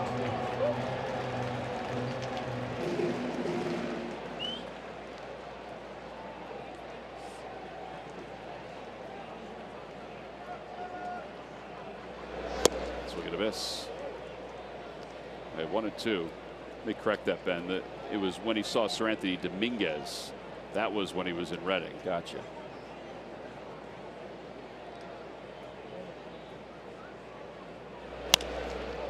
Little bloop out toward right field. Williams coming in, and he'll get there and make the catch. But the Reds have tied it up with a 2-run home run. Their second 2-run home run of the night. We've played 4. We'll go to the 5th inning. Phillies and the Reds even at 4.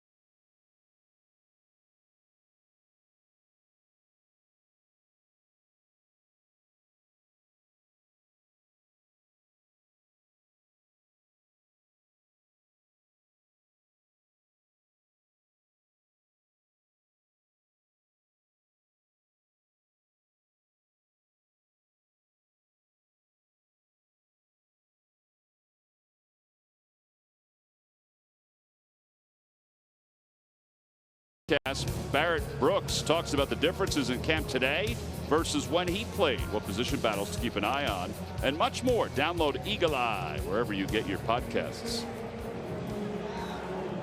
Top of the 5th inning, we're tied up at 4. And Michael Lorenzen will go back to work against Carlos Santana. In between innings, Joey Votto came out to talk to Chris Guccione. And it seemed like he was apologizing for getting on him for calling him out on strikes. And Ben, the assumption is he went back and watched it underneath and saw that it was a good pitch. Yeah. And one thing about Chris is a great guy, good umpire. And, you know, that's accountable, very accountable. There, Joey Votto there to go back and say, hey, man, my bad. You got it right. Well, Carlos Santana is 1 for 2. He homered his first time up, struck out his last time. So we start the 5th anew with each team with 4 runs.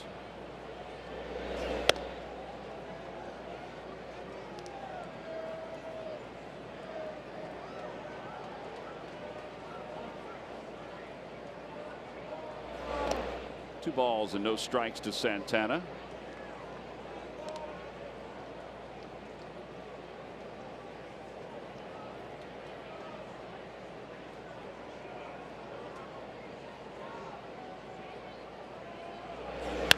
That one's hit out toward right center field, and Irvin will slide over. They make the catch. 7 in a row retired by Lorenzen since the home run by Nick Williams. Dodgers and the Braves in Atlanta. It's Los Angeles 2 and Atlanta nothing. Verdugo an RBI single. Rich Hill was pitching in that one for the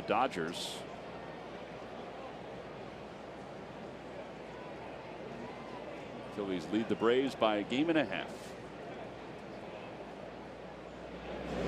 That one is crushed deep to left field. Forget about it. Another home run for the Phils. A solo shot from Maikel Franco. And it's now 5-4 Phillies. 4 homers, and we're in the 5th. Maikel has had a couple really good pitches to hit tonight and has not hit them. He struck out his first at bat, popped up to second base his next at bat, and he doesn't miss this one. That swing was as short and as powerful as could be.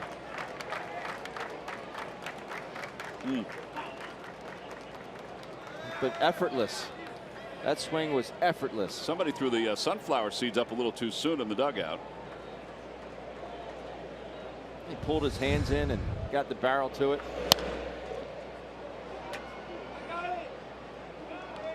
107.7 exit velocity for Franco. The home run is his 16th, his 6th here in July.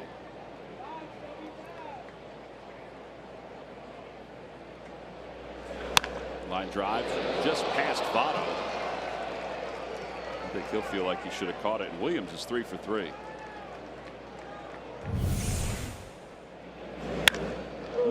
That's a great shot. It's a great shot. Those camera guys follow that ball beyond me. That's awesome. Now that sounded like a home run. Danny Darwin is heading out to the mound to talk to Lorenzen. Yeah, that ball just, Votto not see it. He just not. I think that's what it was. Stick his mid far out enough. Nick will take it.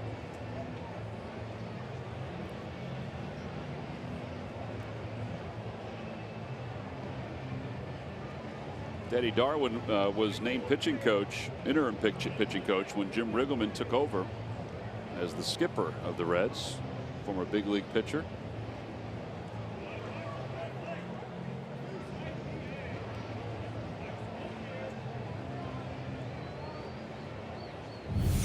Take a look at this thing. Yeah, he didn't see it, I don't think. He just right reached away. up with his mitt, and the ball was by him. Like he did a shuffle step and didn't move to his right. He just kind of stuck his arm out there. The ball was by him. King redoubled his first time up, flat out to left field his last time. And he shows bunt and he missed it. 0-1.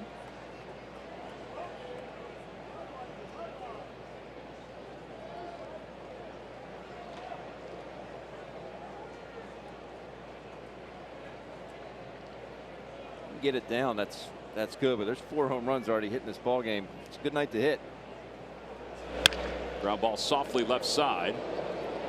And they get the lead runner Williams, 6-4 on the putout. Fielder's choice. And here's Alfaro.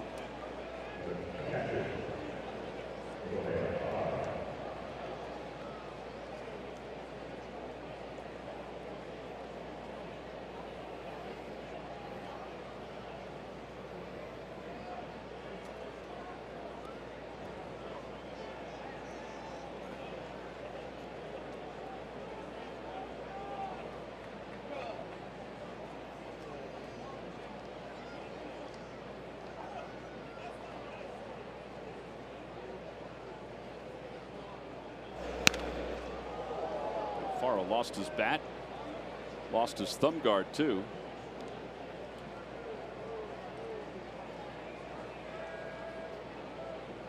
Actually, he didn't lose his thumb guard. The bat tore a piece of grass out. That's what popped up.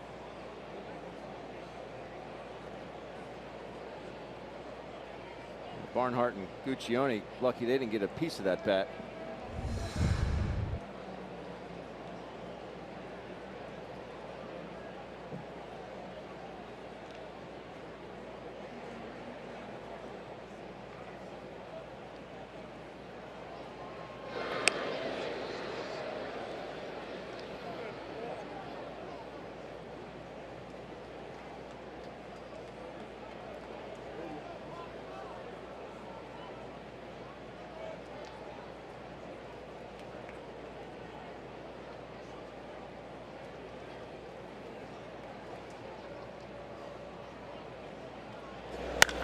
Out toward right center field. That's a bullet. Hamilton won't get it. It's a one hop off the wall. Kingree's to third. He's being waved home. Here's the throw to the plate by Scooter Gennett. It is offline, but they get Kingree. He tried an acrobatic slide. Yeah, I give Dusty Wilder credit, trying to send him be aggressive right there, but you do have the pitcher up next. A couple outs. Put some pressure on the defense. Why not? Well, the Phillies have asked the home plate umpire, Chris Guccione, to wait because they are taking a look at it. And now they're going to say they're good to go. He tried an acrobatic slide. Barnhart got him on the leg. And the inning is over. So they do take the chance. The Phillies do get a run on the home run by Franco. It's 5-4 Phils.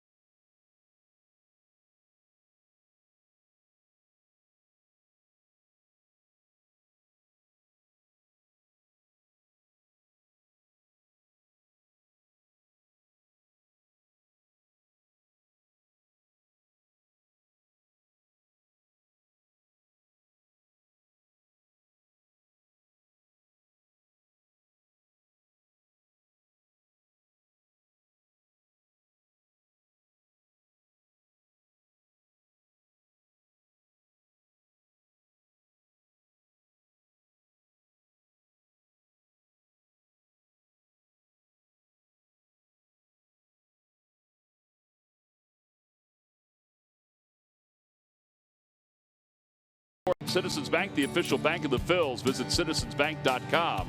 Lehigh Valley lost to Gwinnett 5-0 yesterday. Dean Anna had a single and a walk. Reading lost to New Hampshire 5-2. Clearwater defeated St. Lucie. Jose Pujols had 2 doubles and a home run. And Lakewood defeated Greensboro 7-5. Scott Kingree trying to score from first on a rocket off the bat of Jorge Alfaro, which the official score gave Alfaro a single. I think they'll change that eventually. And then Kingree thrown out on the exchange. Hamilton did a nice job getting the ball into Gennett. Gennett's throw was offline, but Barnhart was able to grab it. The ball was hit so hard. Yeah. Good piece of hitting there by Alfaro. Well, there's 2 ways to look at it, and you were talking about this during the break. Pitcher's up next. Do you play conservative and just let him hit? Or do you think maybe this is Suarez's last inning and you're going to put a pinch hitter up? I don't know if it is, but Dusty's been really good over at third base. Excellent. He and I were talking about that last night. I mean, I don't know if there's been a guy thrown out before tonight. Yeah. I got on the plane last night and I gave him a fist bump. I said, nice job today. Very rarely we say that to a third base coach, but he has been phenomenal.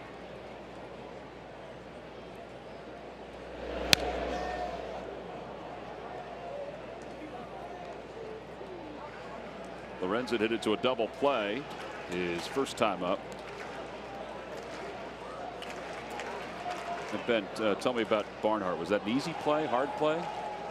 He had time, I guess, to collect himself. Yeah.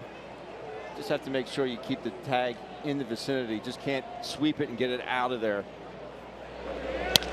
Ground ball toward the hole. Franco gets to it, spins, fires in time.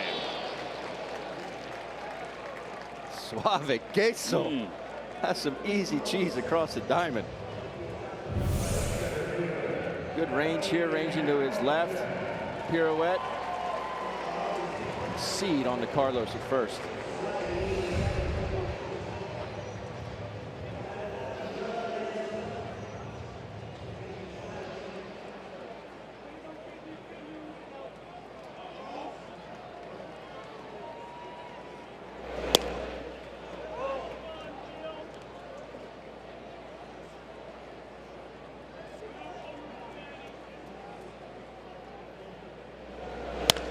Line drive caught by Franco.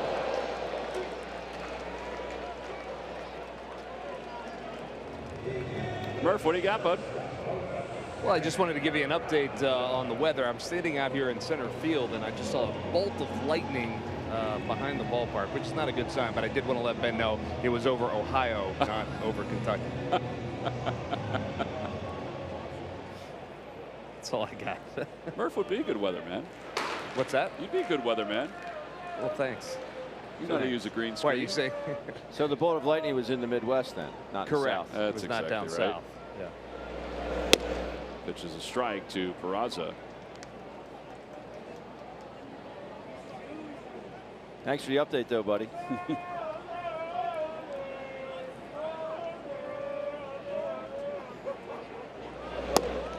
Outside, and it's 1-1.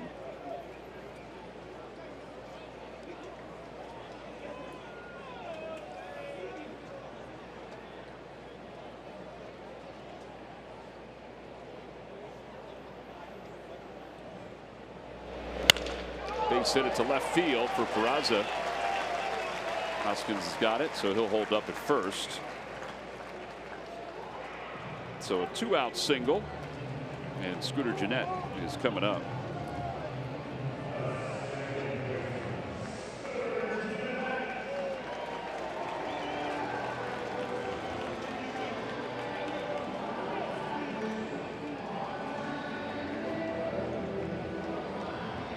Gennett has singled and scored, and he's grounded out to shortstop.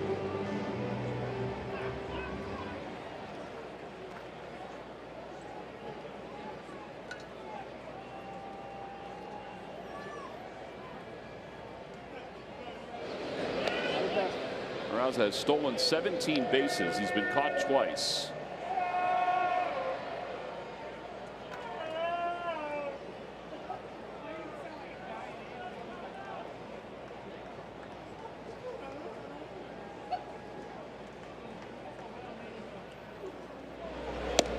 Inside, 1-0.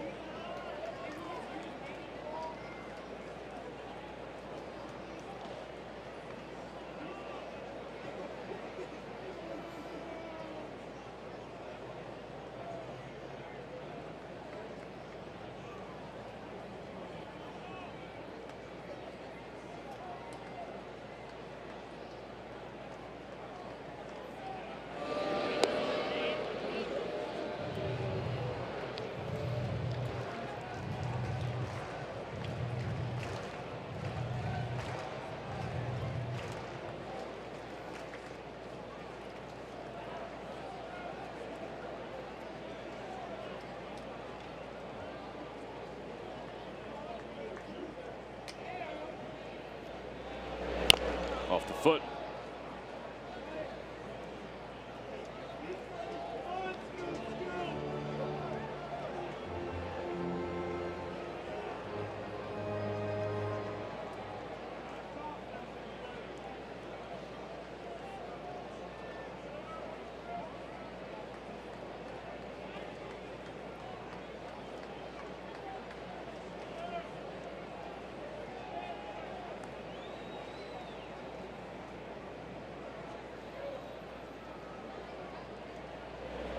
Swing and a miss. That's a good pitch.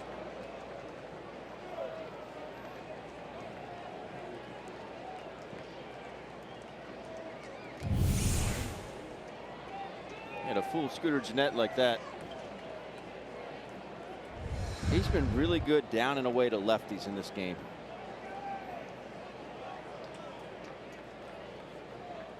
Saw him get Votto out earlier on the same pitch.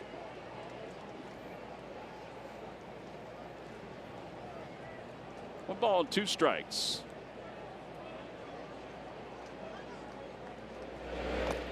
In the dirt, and it's 2-2.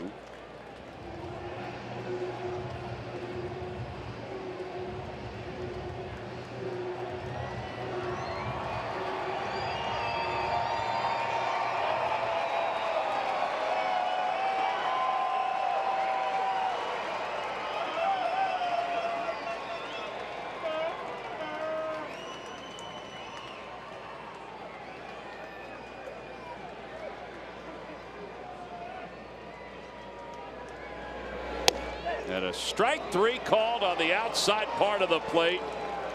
And that is the third strikeout of the day for Suarez, and all 3 have been looking strikeouts. I told you he's been good with that pitch down and away. Continues just paint down and away.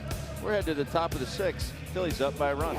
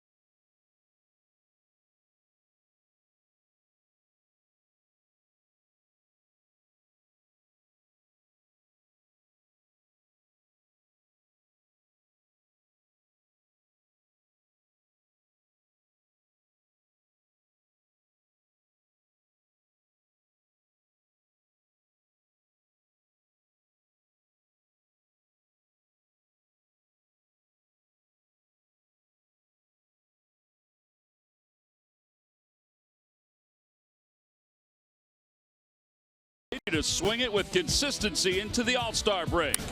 Michael is connected for power and production to start the second half and has delivered an average in the mid-300s for the month of July. Franco's launch angle has been optimal, and his blasts continue to aid the Phils offense as they battle for first place in the East. And it's brought to you by Independence Blue Cross. Live fearless. Well, such an appropriate time to have him as our Independence Blue Cross Philly of the week. Maikel Franco is homer tonight. As we go to the top of the 6th inning, new pitcher for the Reds is Austin Bryce, who takes over for Lorenzen, who allowed 2 innings. Excuse me, he allowed 2 runs over 4 innings in relief of Malley.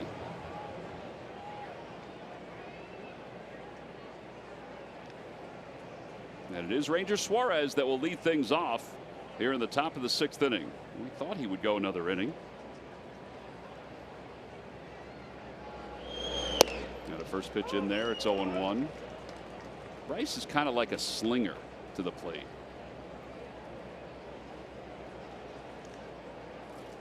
Fastball tops off at 95.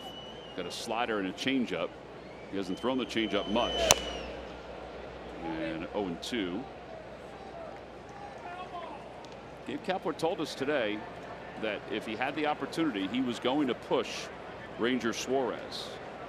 And Joe Jordan, talking to him this morning, said he's good to go for as many innings as they need.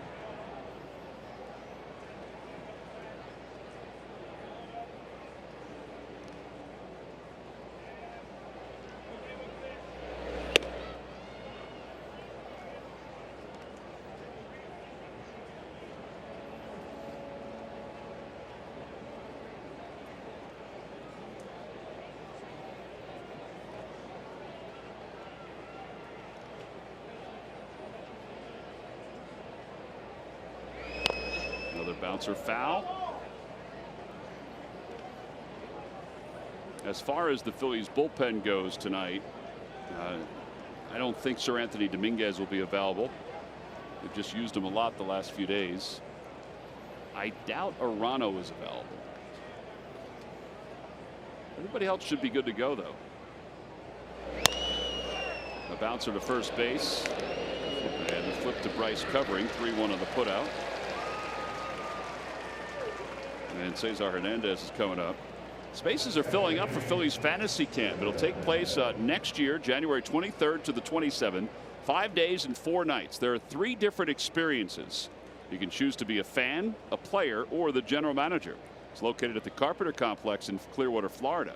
For more information, call 610-520-3400 or go to PhilliesFantasyCamp.com.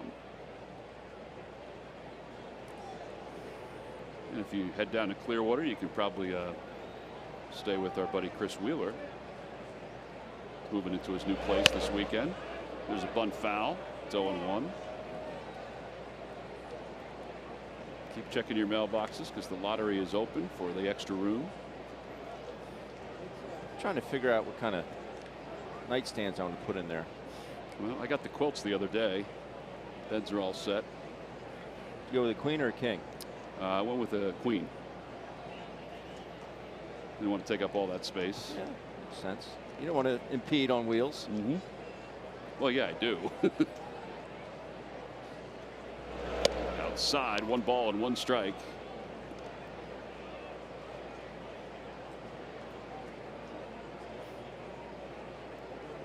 Ben will be there in the first week of January. Murph's there the second week. I'm staying all spring training with Mr. Spring Training. He's very excited about it. Mm-hmm. 2-1. I think Matt Gelb has the first week of February.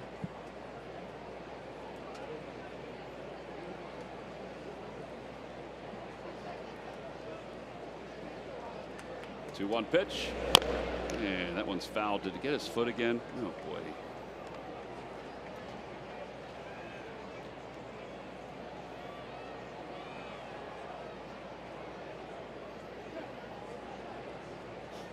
Two balls and 2 strikes. John Reynolds, our stage manager in Los Angeles, I think is put in for. He has the golf package for all of December. 2-2 to Cesar. Over to Votto again. Another 3-1 on the putout. Tonight's Coors Light refreshing finish as Rhys Hoskins is coming up. Some home runs tonight for the Phils, Ben. Yeah, Rhys goes up first, and then Carlos Santana, and then Slick Nick, and Michael Franco. Good night offensively so far for the Phils.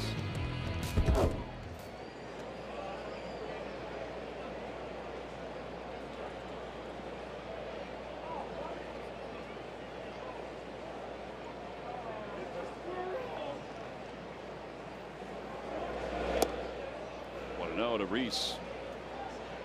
Yeah, so the home runs now, the Phillies 17 since the All-Star break.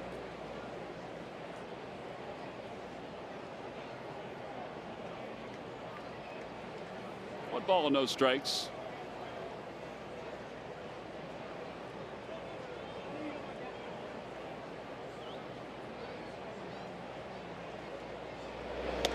Inside, and it's 2-0.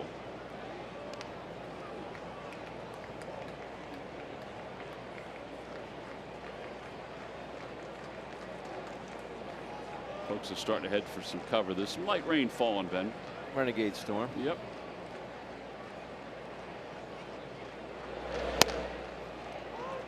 Two and one.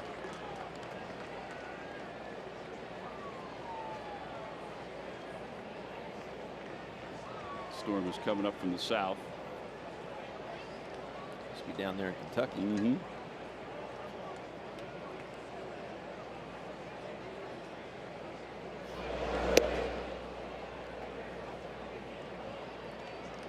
Those 2 pitches inside, it's almost as if Tucker Barnhart was crossed up on it. He's kind of looked awkwardly out at Bryce like, hey man, that's not how your pitch is supposed to break. Ponchos are on comfortably.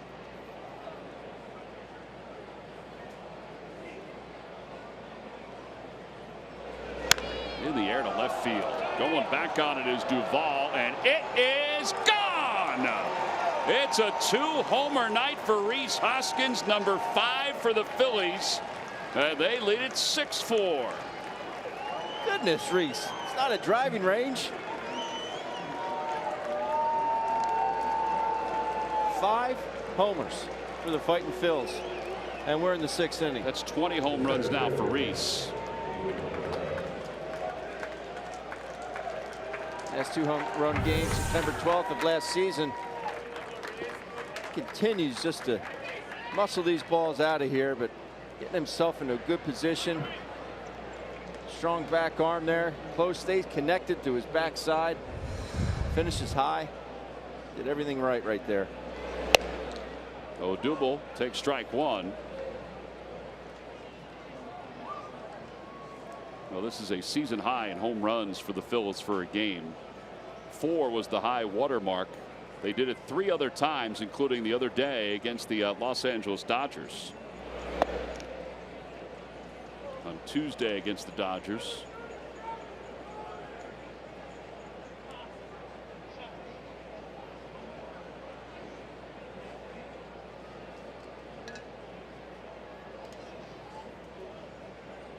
Actually on Monday against the Dodgers. 1 ball, 1 strike to Duel, and he pops it up. Foul territory over near the Reds dugout. Barnhart is under it. Well, that will wrap up this 6th inning. But the Phils add another one. Another solo home run. We'll move to the bottom of the 6th inning. Phillies 6 and the Reds 4.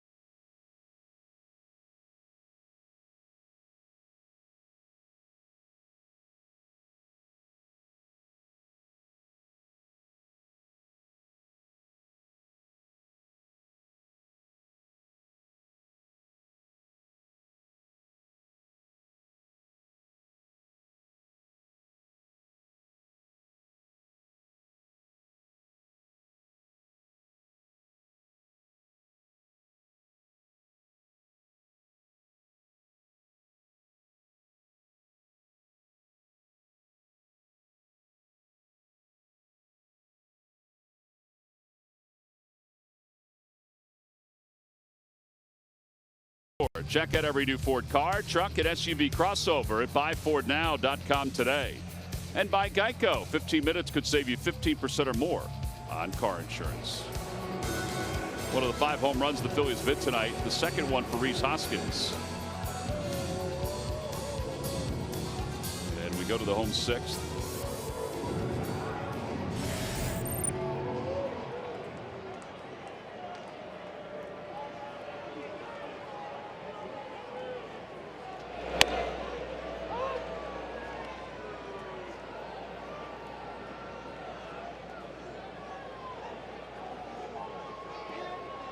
Votto is 0 for 2. He's flied out and struck out.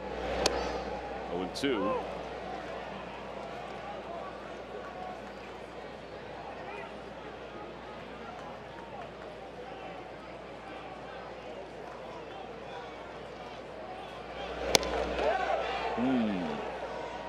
Did not go, says the third base umpire.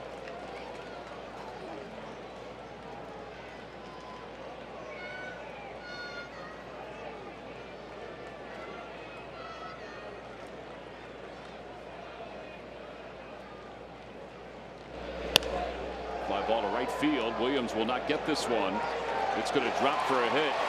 Votto puts the brakes on. They throw behind him at first. And he's aboard to start the 6th inning.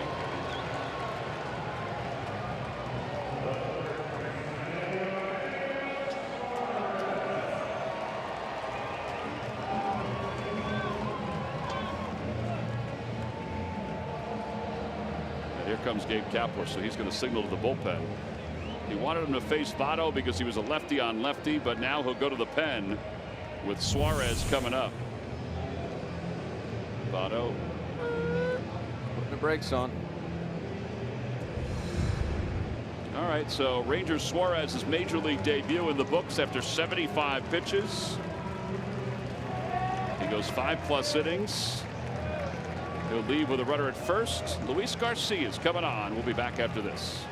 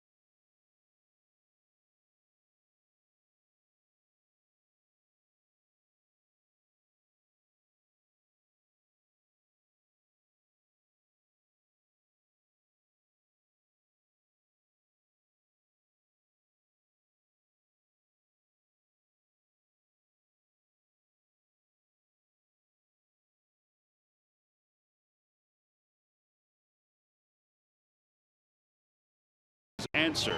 All right, Ben, which two Reds won back-to-back Sporting News NL Comeback Player of the Year awards in '95 and '96?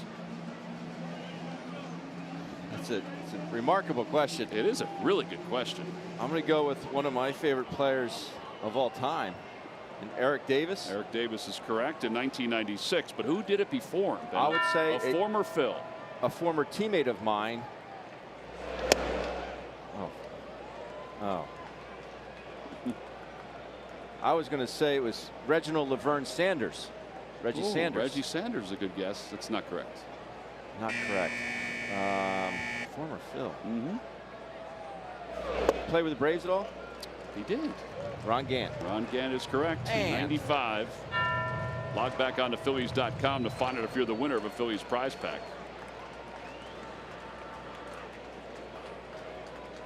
Get the home version of the Ram Truck Stump the Fans trivia quiz. 2-1.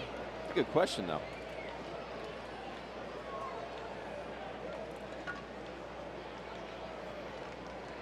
I remember watching a game the Reds were in playing the Phillies, and Eric the Red hit 3 balls like in the upper tank at the vet. It was unbelievable. You think he had exit velocity? Oh, he had bat speed to just wow you. 2-2 to Suarez. Suarez today has homered and walked. Ranger Suarez not bad in his major league debut. 5 innings plus, scattered 6 hits.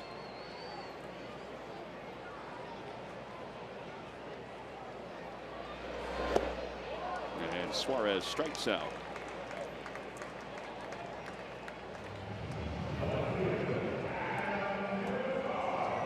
And out of Duval is coming up.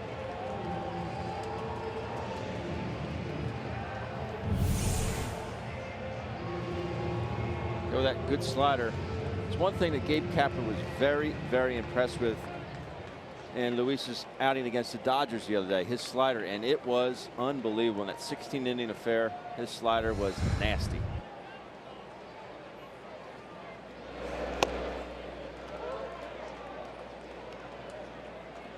Duval is lined to left and flied to right.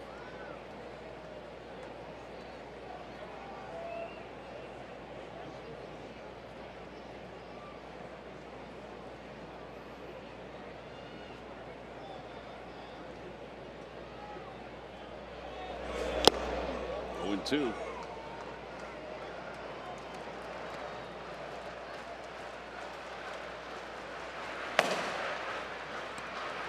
Near Garrett, the slender lefty.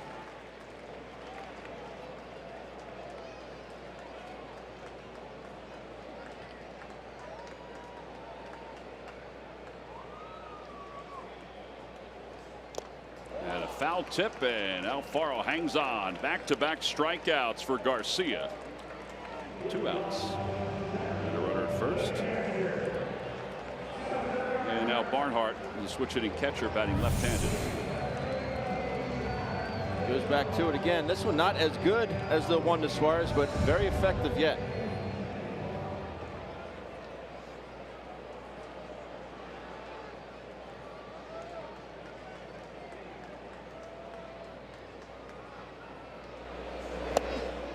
His slider really is moving tonight, isn't it?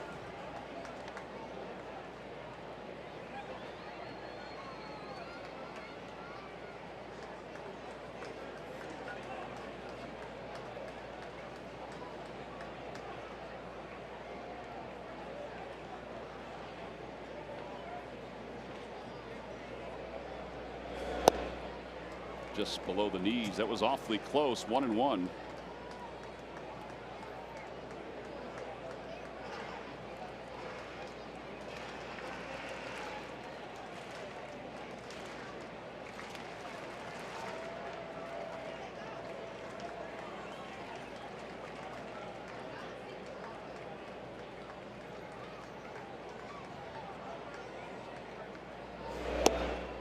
There it is again. 1-2. That might have been the split.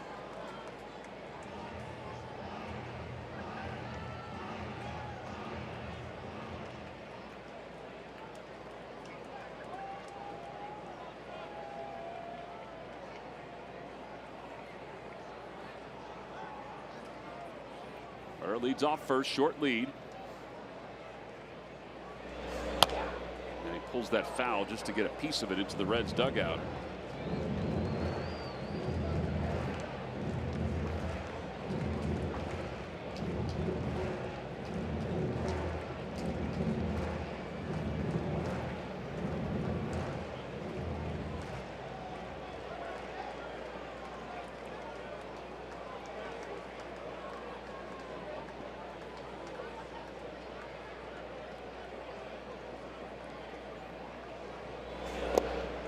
Dirt, and it's evened up 2-2. He went fastball there. He's thrown 9 sliders so far in this inning of work. Phil Irvin waits on deck.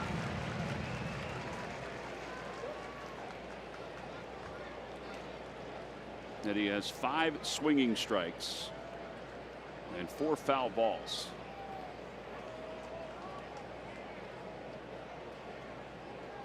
Two and two. Checked his swing on the split. He went, says the third base umpire. And Garcia has just struck out the 3 hitters he has faced in tonight's ball game. No runs, 1 hit and 1 man left. Rangers Suarez will greet Luis Garcia after concluding his major league debut here in Cincy.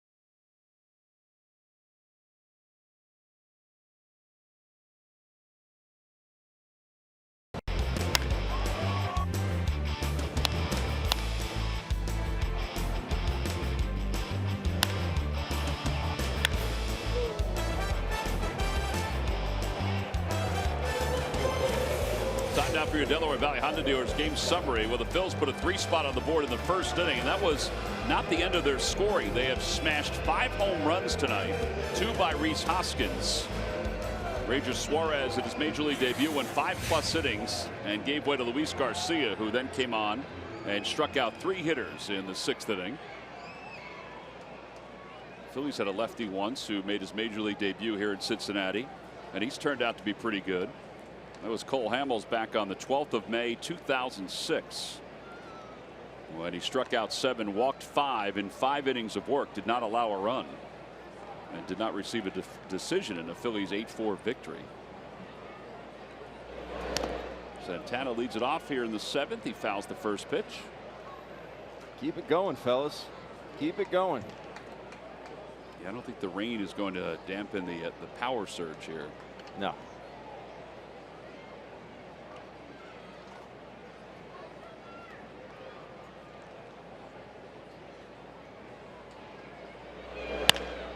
High bouncer to first. Votto has it, and Bryce is there for his 3rd 3-1 putout. Amazing. Those Boston Red Sox will be in town. The Phillies will be there on Monday and Tuesday, but they'll be in Philadelphia on Tuesday and Wednesday, the 14th and 15th of August. Both games are at 7:05. You can go to Phillies.com to purchase your tickets for the Phils and the Red Sox.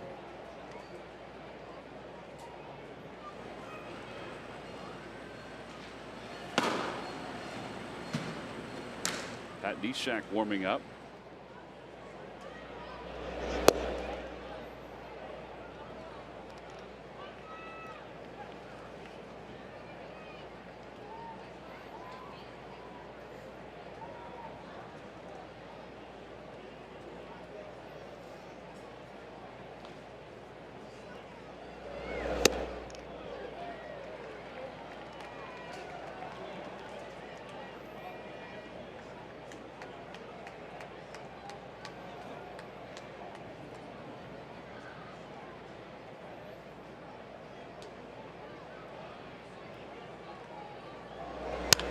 In the air to left field. Going back is Duvall, and it is gone. Our second 2-homer game. Rhys Hoskins has done it. Now Maikel Franco has done it.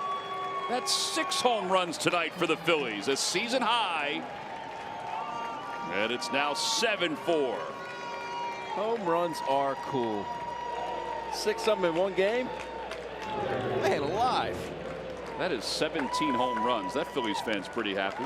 But what I like, again, the fact that Maikel Franco gets a cookie. This thing is, it says hit me, hit me, hit me. But he doesn't overswing at it. He takes the normal swing that we've seen over the last couple weeks. He doesn't go up there and try and hit it 9 miles. We've seen him do that and get over top of balls and smother them. That is a perfect swing. There's Nick Williams. Can he provide another 2-homer game? 4th career multi-home run game for Maikel. Remarkable. 0-2.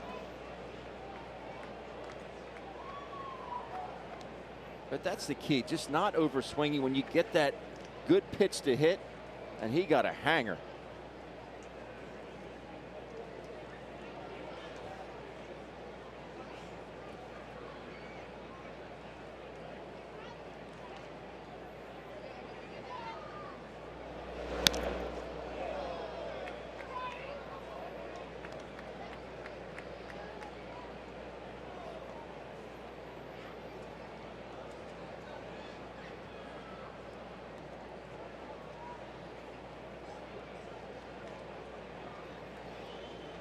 Nick is 3 for 3 in tonight's ball game.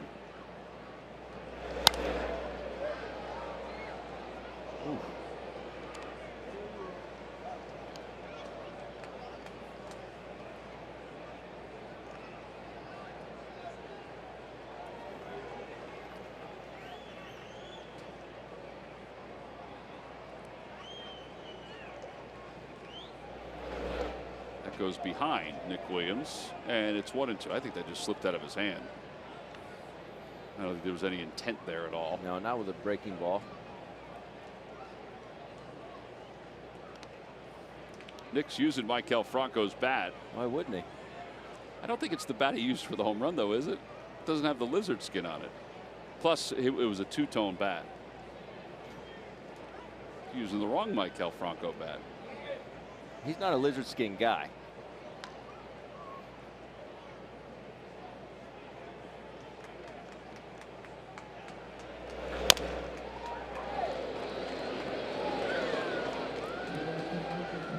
There he is.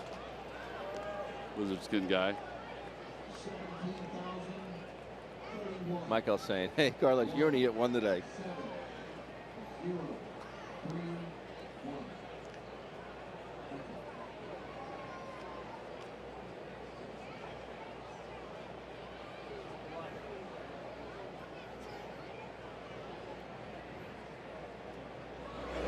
Off the hands and caught by Peraza at short. 2 away. Kingree's coming up.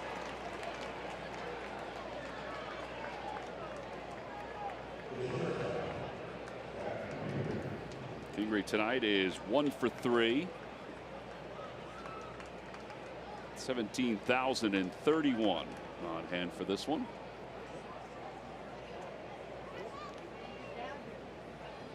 Some have left or have gone under cover. Rain's been falling for about an inning or so. It's fairly light.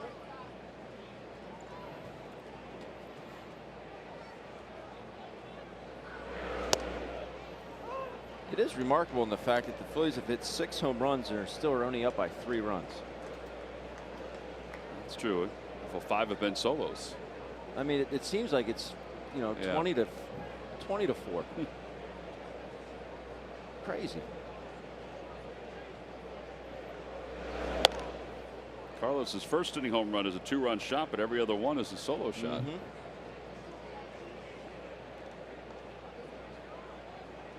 Not gonna be able to use that poncho again. That's not necessarily a poncho. It's like a disco ball. It does.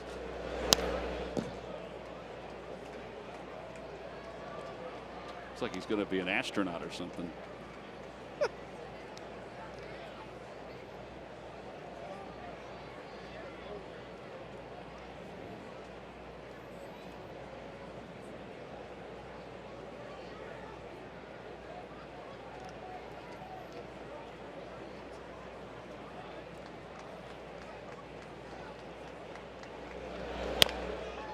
Bouncer to third base. Suarez is up with it on the slick grass. Throws Kingery out. A run on the home run by Franco, his second home run of the night. It's time to stretch here in Cincinnati. It's 7-4 Phils.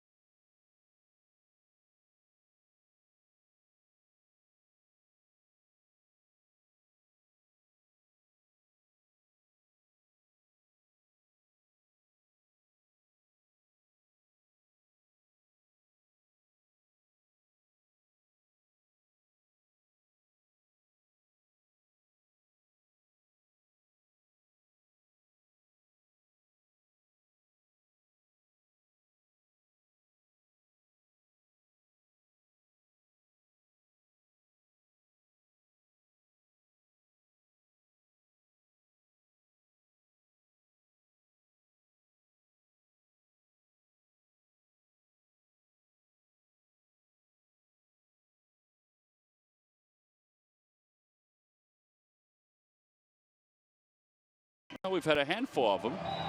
It's the home runs for the Phillies tonight, Ben. That is something. Hoskins, his first of 2, came in the first inning. Then a 2-run shot by Carlos Santana. Hoskins and Maikel Franco each with 2 home runs tonight. Backing the major league debut of Ranger Suarez, who went 5+ innings. Nice for Maikel. You know, I think we all anticipated when he first came up. Heck, I think everybody was mad when he didn't come up earlier. Right. I think we all anticipated that this was the kind of production he would put up consistently. Let's just hope it continues, as Pat Neshek will take over for Garcia here in the 7th inning. Look at the numbers here for Pat Neshek. He's been good.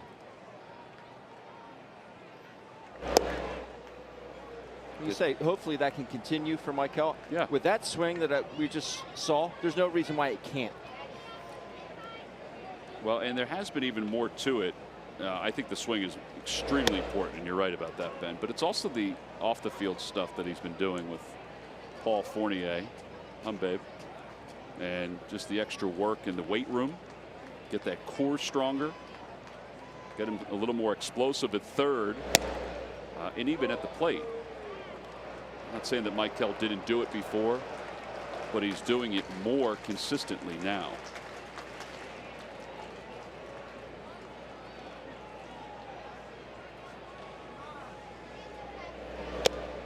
Foul tip, and he is down on strikes. 4 straight strikeouts for the Phil's bullpen. And Dilson Herrera will come to pinch hit.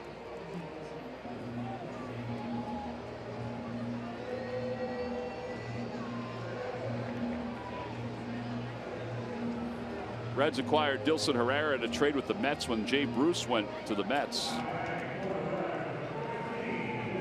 The Mets expected that he was going to be their second baseman in the future.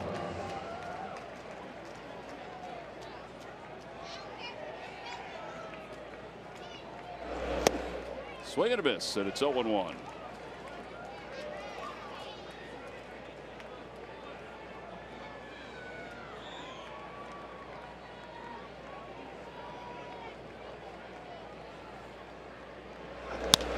Fly ball to left field. Hoskins will wait for it. And he makes the one-handed grab.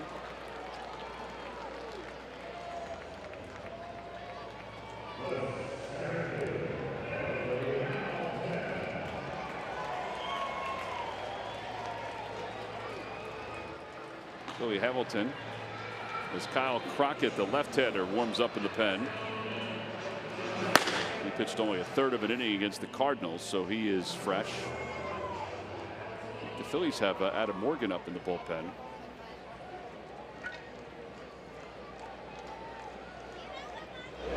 Hamilton shows bunt.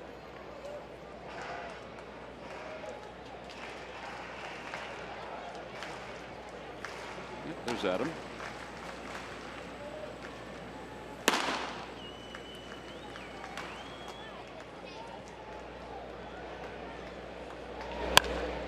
To left center field. Odubel Herrera will wait for it, and he makes the catch. Well, this is a very quick inning for Pat Neshek, who sets the Reds down in order.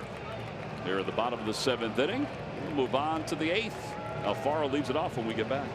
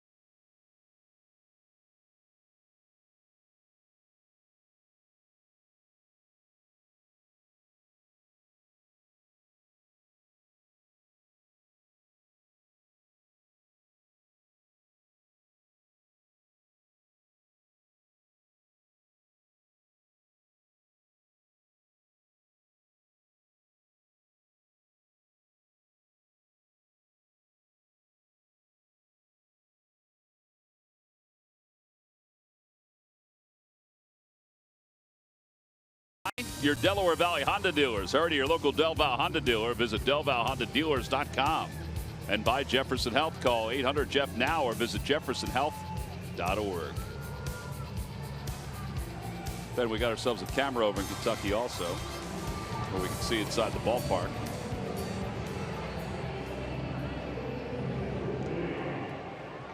We sent our southern part of our crew over to Kentucky to get us some chicken and get that shot.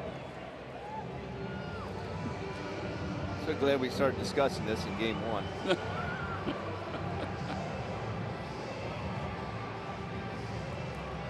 Kyle Crockett will be the new pitcher for the Reds as we start the top of the 8th inning. Jorge Alfaro will lead it off. Andrew Knapp is out in the on-deck circle.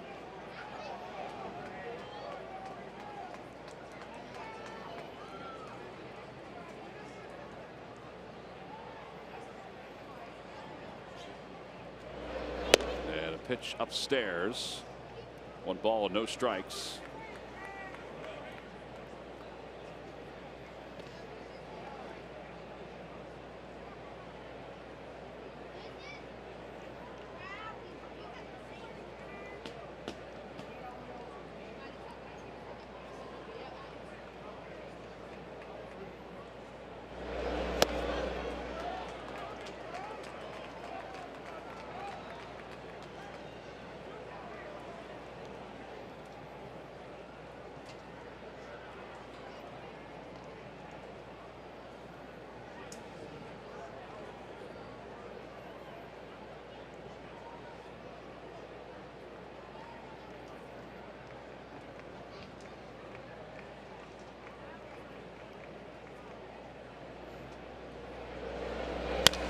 Fly ball left center field. Duvall on the run into the alleyway, and he's not going to get it. It's off the top of the wall.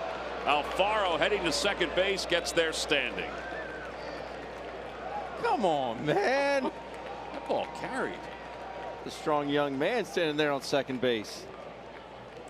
Back in 1998, the Phillies had a 7-home run game. That was against the Mets.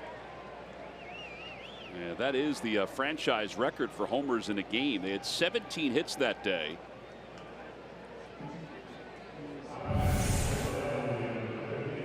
Now he gets his foot down and just off the end a little bit, but that shows you just how stinking strong Jorge Alfaro is. Right off the yellow line. Oh. Looks like it landed actually on top of that yellow line. Yeah. Somehow came back. Could have bounced the other way.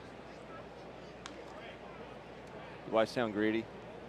No, I think I'd love to see a matching a franchise record or even eclipsing it. Andrew Knapp is the hitter. He's pinch hitting for Pat Neshek, who is done after 7 pitches.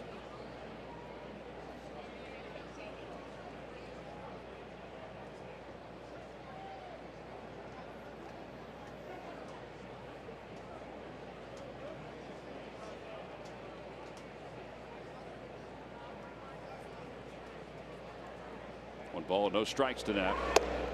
Inside, 2-0. Look how close this game, Ben. You're right. Talk about a game of inches.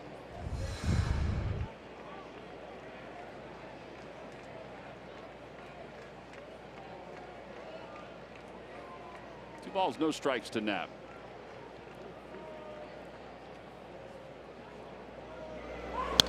Fouls it back 2-1. In that game in 1998, when the Phillies had 7 home runs, it was kind of like the game this one feels like. It was a 16-4 victory. You know, this is a 3-run lead, but as you said, it feels like it's more than that. But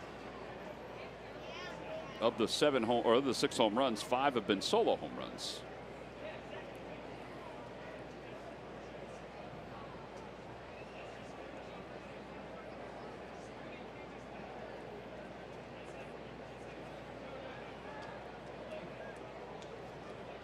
In that game, Rico Brogna, Bobby Estelea homered twice.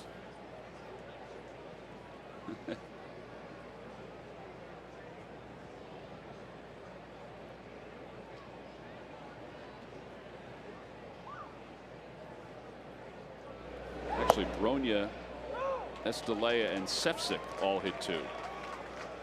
Marlon Anderson had 1 home run.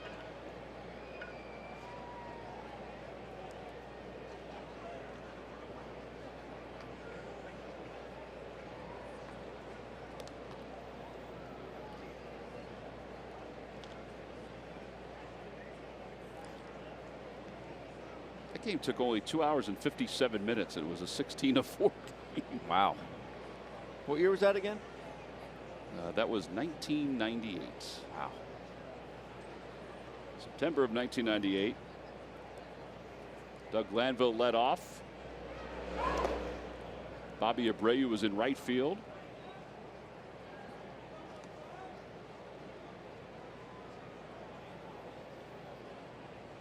Paul Bird got the victory, 5 2/3. Hideo Nomo got the loss. Your umpiring crew that day, Ben. Joe West behind the plate. Jeff Kellogg at first. Kerwin Danley at second. And the great Eric Gregg. Wow, over at third.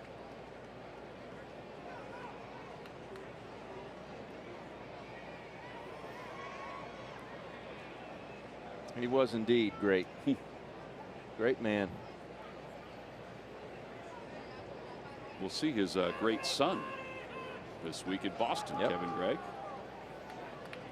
3-2 to Knapp with a runner at second base, nobody out. It's only a 3-run lead, so it'll be nice to get that run home. Swing and a miss by Knapp, so he strikes out.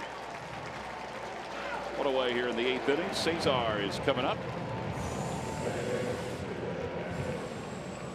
Friday, August 3rd, the Phillies will celebrate the Alumni Weekend kickoff with the Flying Hawaiians return, where he will retire officially as a Philadelphia Philly. Shane Victorino, Big Head collectible print will be given out to all fans. Tickets can be purchased anytime by going to Phillies.com. Can't wait to see everybody. We've taken a look at the scheduled list of players that will be there, and a lot of familiar names, of course. Ryan Howard, Jimmy Rollins, Carlos Ruiz. Looks like Jason Worth will be coming too. That is, I think that's great. It is. 0-1 to Cesar. Jeff Jenkins, who had that big hit in the continuation of Game 5. He knew he was pinch hitting. He anticipated it. He envisioned it, or visualized it, I should say. And he did not miss it.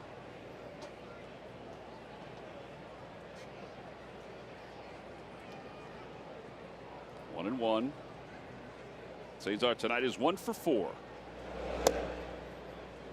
That's the thing about that whole 2018. A lot of those guys came up in big spots, big situations, and boy, did they deliver. Yeah, including the postseason. Yep. I mean, think about some of those hits in the postseason. It was great to have those teammates that can step up when they need it, when you need it. Line drive to left field by Cesar, who just stepped up, and Alfaro's around third heading for home. He's going to score. The throw goes to second. It's a little wide, and Cesar gets in and then slides off and is tagged out by Scooter Gennett. Cesar did not argue the call at all. It's an RBI for Cesar Hernandez. Should be a double, his 14th of the year, and it's 8-4.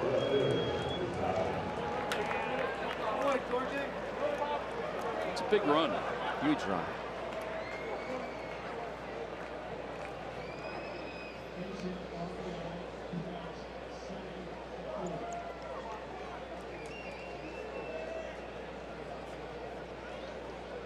So he ruled him safe, and he came off the bag. 1 ball and no strikes. Honestly, I think he would have been out anyway if they reviewed it beforehand. Yeah, so Alan Porter signals off the bag. Ground ball, fair ball down the left field line, heading to the corner for Reese. Hoskins on his way to second base. The throw to second base. They didn't get it. Oh, no, they didn't. The throw took a higher hop than Scooter Gennett anticipated. And Reese with his 24th double to go along with 20 home runs. Third double of the inning.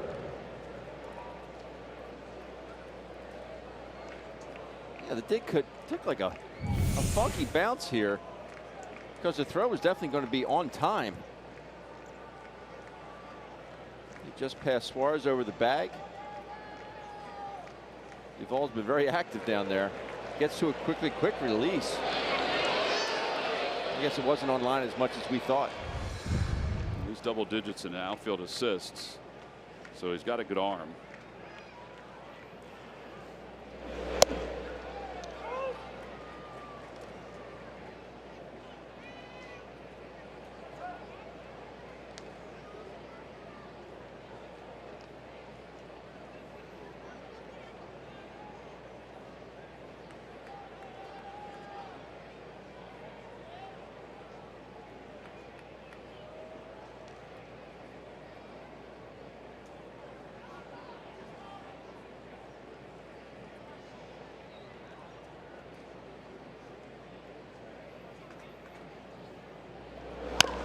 Fouls that one off the foot. Modubel does. That's painful.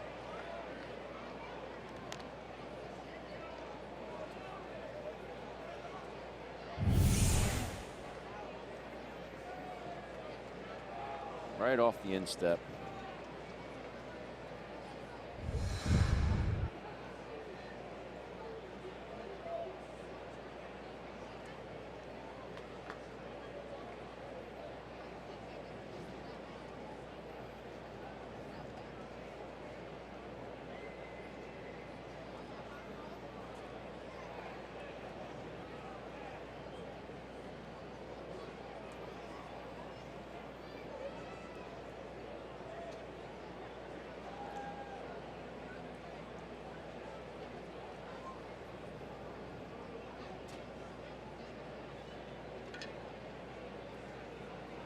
By the way, Cesar, because they technically an overslide, he only gets credited for a single on that, not a double.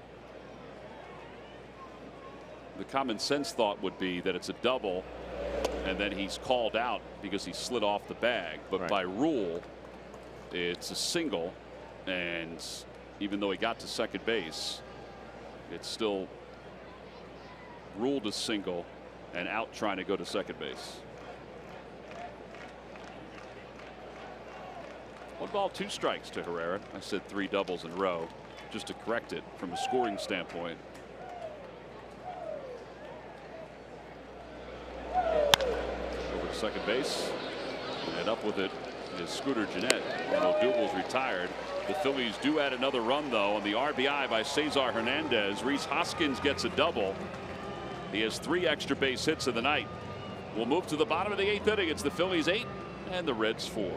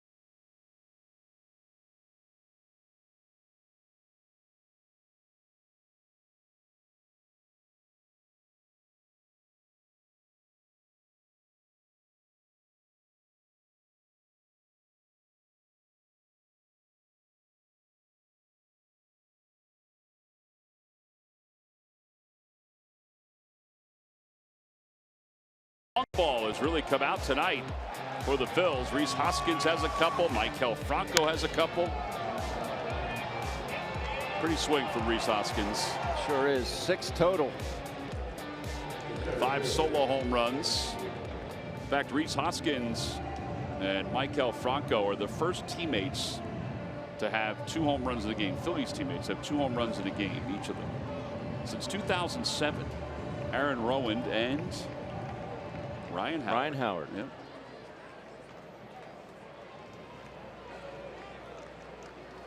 Adam Morgan will take over here in the bottom of the 8th inning after a scoreless 7th inning by Pat Neshek.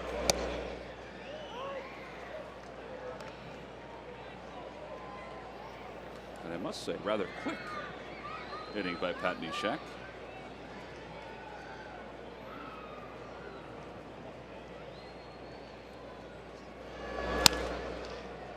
Two.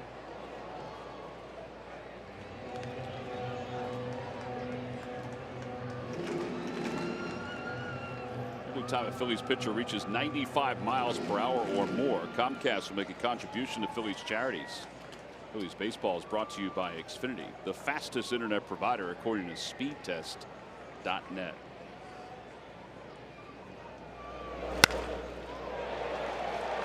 Line drive single to center field. Peraza has his 2nd hit. So he's aboard. Nobody out. Scooter Gennett coming up. Let's check in with Greg Murphy with the Major League Notebook. Thank you, Tom. Brought to you by the University of Maryland, University College, and a couple of left-handed starters are on the move with the trade deadline just right around the corner. Some contenders making some deals today. The New York Yankees, well, they have traded for Jay Happ from the Toronto Blue Jays. He is headed into the Bronx. He will pitch in their rotation. And just about an hour ago, word is that Cole Hamels has also been traded. He has been traded from the Rangers, and he is headed back to the National League. He is going to pitch for the Chicago Cubs. So Happ and Hamels on the move in some trades today. And also some news out of the Bronx. The New York Yankees, they're playing the Royals tonight, and Aaron Judge was hit by a pitch in the third inning. Now, he did stay in the game briefly. It actually got a base hit in that at bat. However, he was removed from the game and actually taken to the hospital to have an MRI on his wrist, just to make sure there's no damage in that wrist from the hit by pitch. So their New York Yankees are kind of holding their collective breath right now,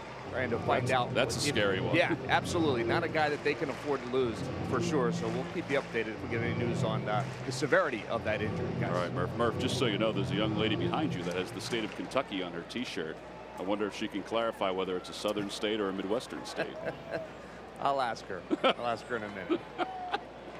Are you really going to?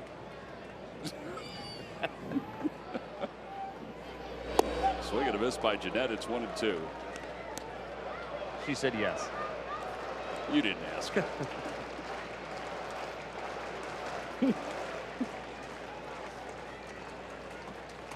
So who you guys walking home with tonight? Kevin Jordan. I'm taking a scooter. 1-2 to Scooter Jeanette. And he breaks his bat foul. And it remains 1 ball and 2 strikes.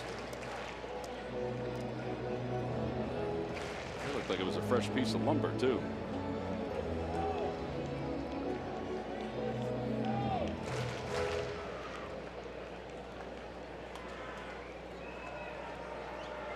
Joey Votto on deck.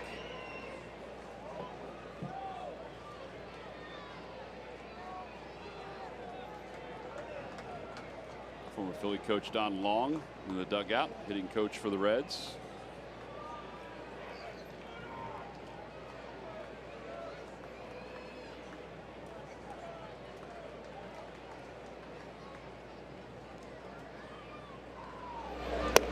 Jeanette holds up, and now it's even 2-2.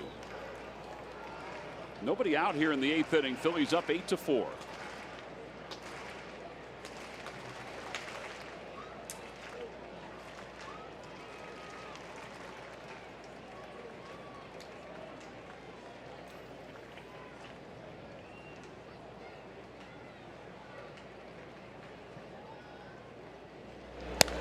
Down the right field line foul.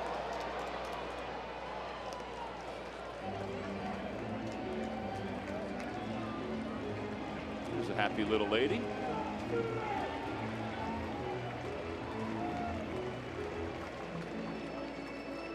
On the out-of-town scoreboard. Wow. Dodgers are all over the Braves. 8-0. Manny Machado, his first home run with the Dodgers. Phillies can hold on tonight. Their lead would be 2.5 in the division. Fly ball foul off the third base line. Franco gives it a look. It's out of play. Nice catch.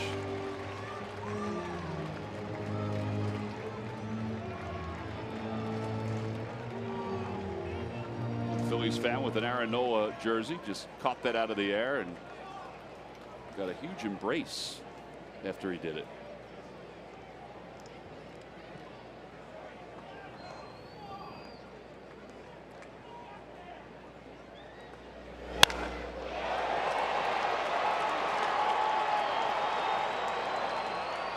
Duel makes the catch on the warning track.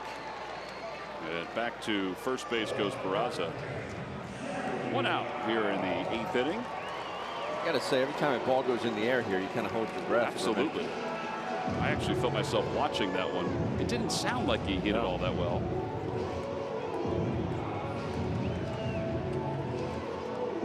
Joey Votto has singled tonight. He's 1 for 3. By the way, some injury news for the Phillies. J.P. Crawford is down in Florida and took batting practice today in the cage inside. So that's the first time he is hit for that extended period of time. Jared Eichhoff threw an up and down bullpen today and threw 40 pitches. Now, that means that it was, I guess it was 3 innings. So he would throw an inning, which would be about 15 pitches, sit, get back up, throw probably another inning of 15 or maybe 12, and then the last inning after sitting would come back up and throw some more. And then Pedro Florimon has just started to take ground ball. I think that's amazing. Yeah. That he could be back sooner than we anticipated. 1-1 pitch coming to Votto. I asked Sean Ficazzi, Phillies trainer, today about Florimon, and he said, funny you asked, today's the first day he's going to run. So he's been hitting. Today's the first day he's going to run, do some sprints. Think about what that means, though. I mean, it would be a huge boost to get him back. Yes. I kind of look at him as like 2 players in one. One for the simple fact he's a switch hitter. He's good from both sides of the plate, and he can play infield and outfield. I mean, he offers a lot to a ball club.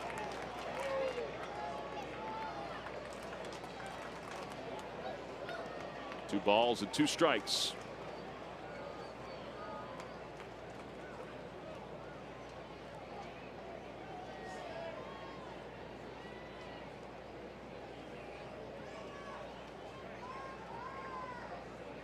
And now time is called.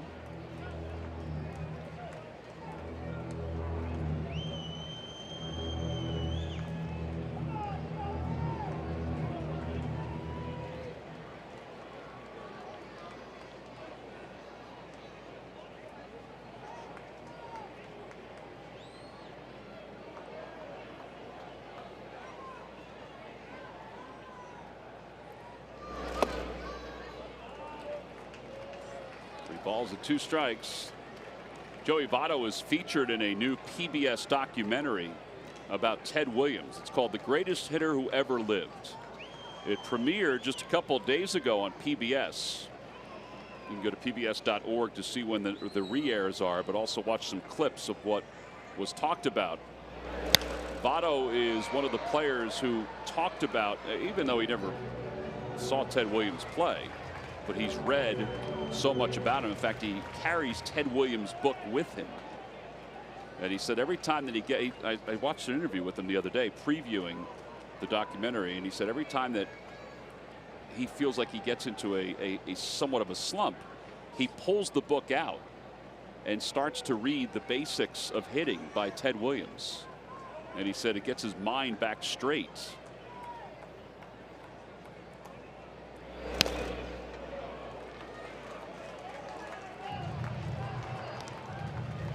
He is very much so a student of the game.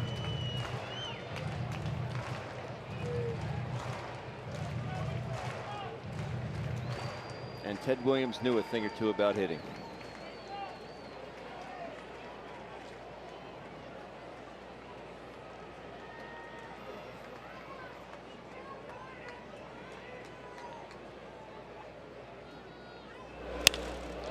Right through the shift into right center field. Peraza is on his way to third, and he'll get there. That puts runners on first and third with 1 out. Second hit of the night for Votto.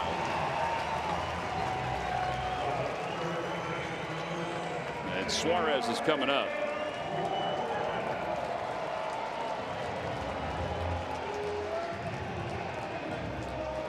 And here comes Gabe Kapler.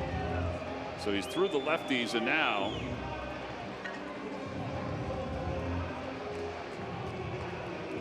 they can bring the righty Tommy Hunter in with Suarez coming up. Pitching change. Phillies up 8-4, 2 runners on for the Reds. We'll be back right after this.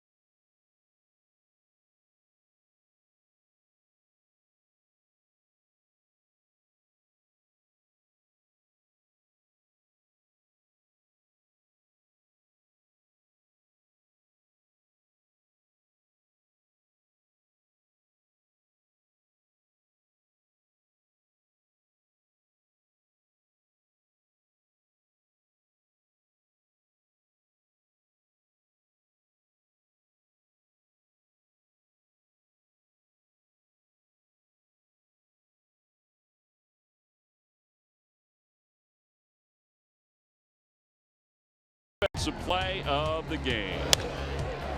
Oh, off the bat of Duvall. Rhys Hoskins lays out. Full extension. Already hit a home run. Has since added another double and a home run. Rhys Hoskins with your Hyundai defensive play of the game, brought to you by your local Hyundai dealers. Hoskins has 3 extra base hits tonight. Here's Tommy Hunter in his 40th ball game that he will pick up for Adam Morgan.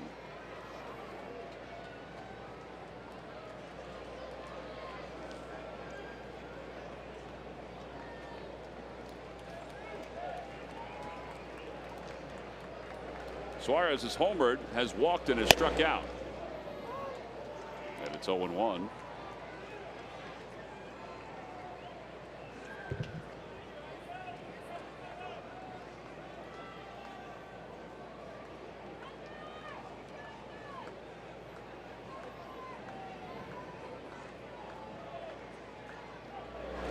Outside, 1 ball, 1 strike. Duvall is waiting on deck.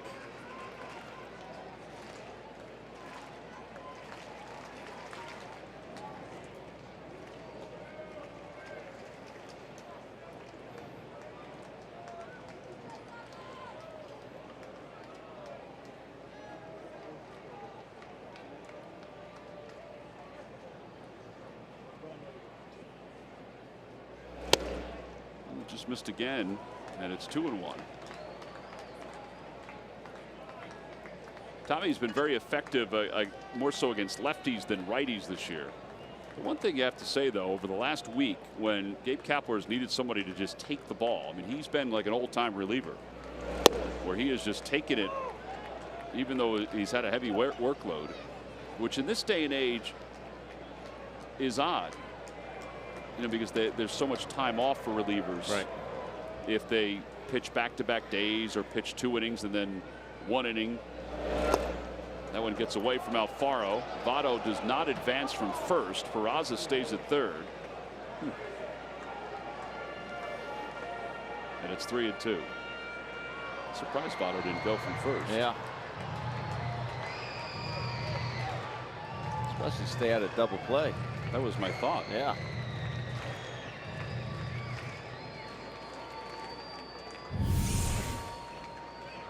Votto at first base.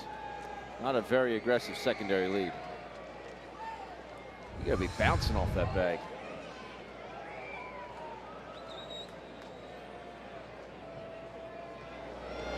Swing and a miss. He got him.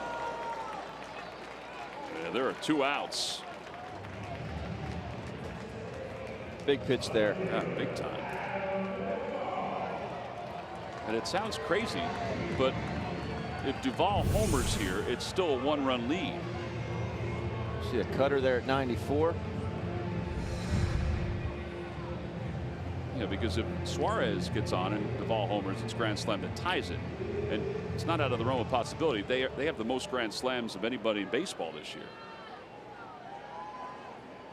which is 9.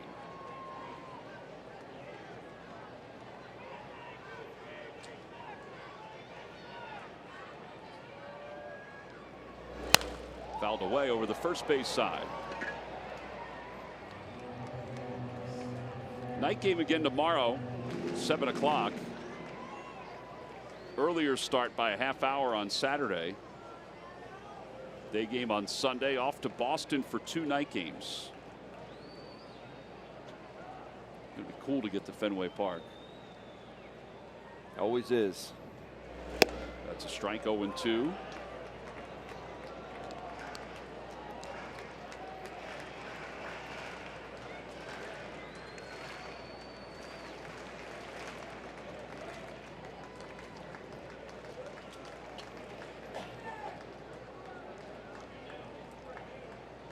No balls and 2 strikes.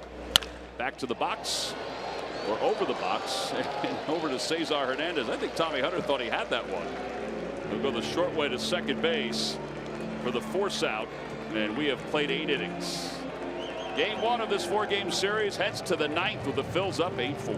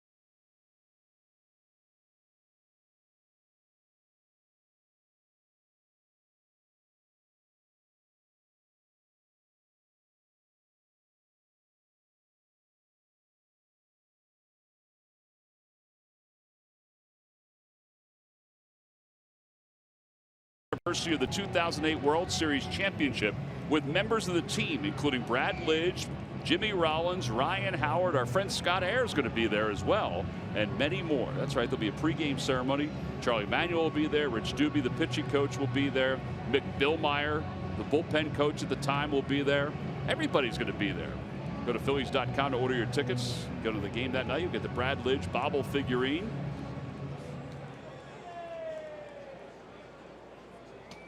Top of the ninth inning, and here is Carlos Santana. And he will lead it off against Kyle Crockett.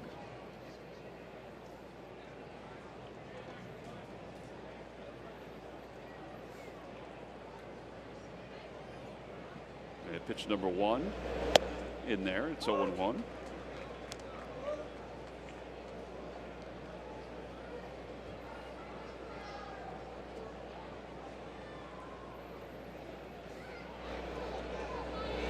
It's a mix of the same formula that we've seen be so successful for the Phillies this year, and a little different formula, but one that's starting to evolve since the All-Star break tonight.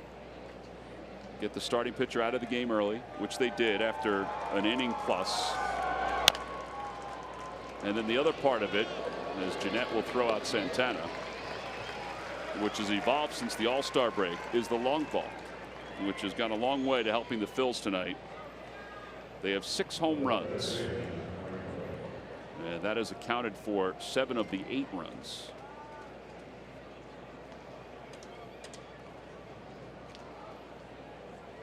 What I like is the simple fact that they're finding different ways to win. You know, that's a sign of a really, really good ball club. Maybe one night they don't get that good starting pitching, which is a rarity, and then they find ways to win. Maybe they get some runs later on with the long ball, and then the bullpen comes through. Maybe other days it is its starting pitching that carries them through. But they've been getting timely hitting. They're picking each other up when, if someone makes a defensive error. We saw that with Jake Arrieta yesterday. I mean, he picked that ball club. They had 3 errors behind him in the first couple innings. Didn't let it bother him. That's what good teammates do. That's what good ball clubs do.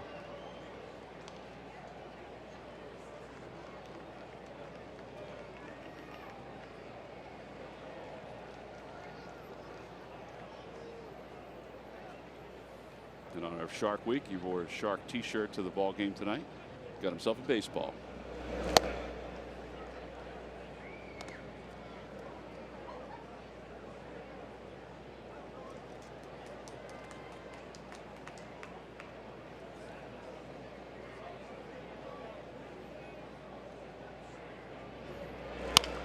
Franco over to third. That's a fair ball. Suarez corrals it and will throw him out.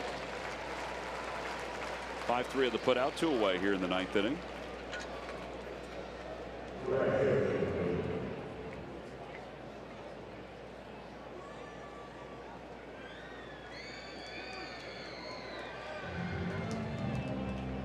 And here's Nick Williams.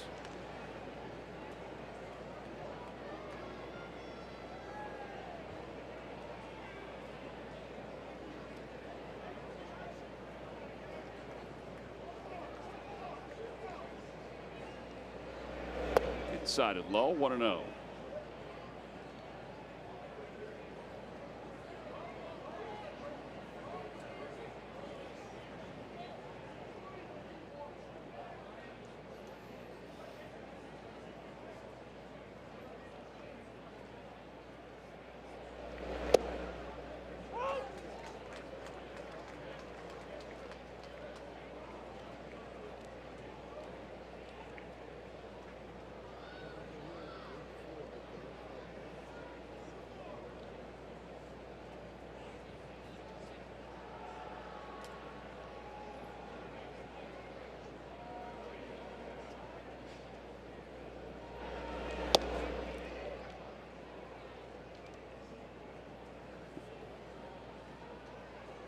Balls and 1 strike.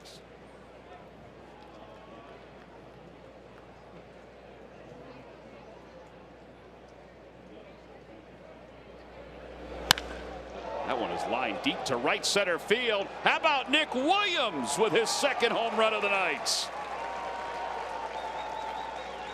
Three different players have hit 2 home runs in tonight's ball game for the Phils. Williams' second home run ties the franchise record for homers in a game with 7. And the Phillies lead it 9-4. That one went an estimated 431 feet. I don't think those folks up in the PNC Power Stack section thought they were going to get a souvenir tonight. Man, this ball is tattooed. I mean, that's out of here in a second. Hit that chair. 3 players with 2 home runs tonight. Rhys Hoskins, Maikel Franco, and Nick Williams. All 3 with solo home runs. 7 home runs, 6 of the solo variety. This is fun to watch, T-Mac. 14 home runs now for Nick Williams. One is fouled by Kingery. It's 0-2. Been a lot of talk about, maybe getting an extra outfielder. And, give Nick credit. He just did something that we've watched him get better at. And that's hit against left-handers, because he stays in so well against left-handers. Who's going to be our player of the game? We can pick 3. I guess we could do that. Rhys does have the extra base hit, but Williams has 4 hits tonight. That's what I'm saying. I think that might be the wild card there, that 4th hit.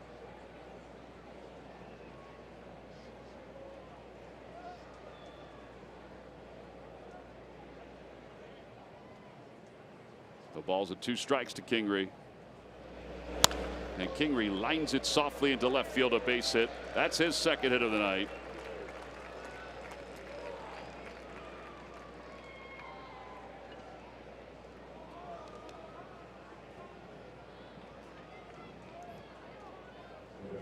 And here comes Jorge Alfaro, who was robbed of a base hit, or a home run, I should say, his last time up.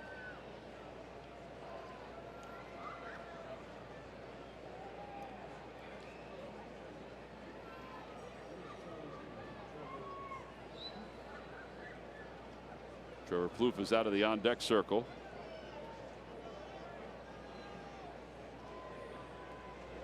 Scott Kingery didn't do the rubbing of the thumb and the 2 fingers together, which is what the players have done all year. So Rhys was trying to get him to do it. He wasn't biting. I think he put the mitten on.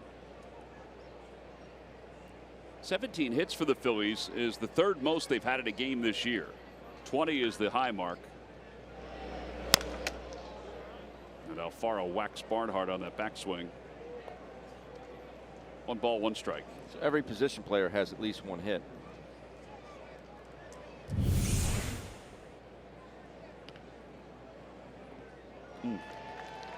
Left shoulder.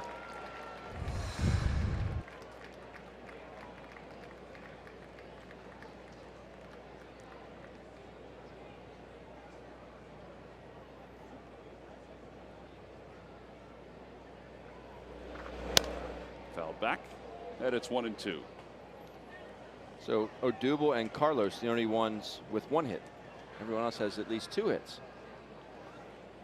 Starting lineup.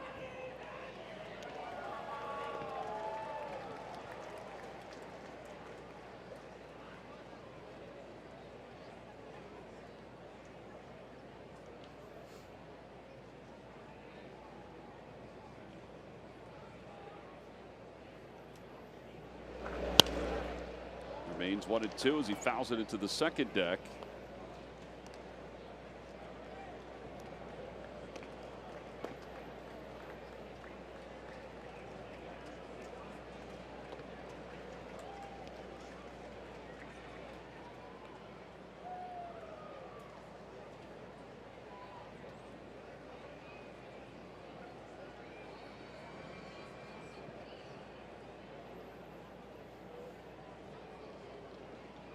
Home runs have quieted this crowd, what's left of it.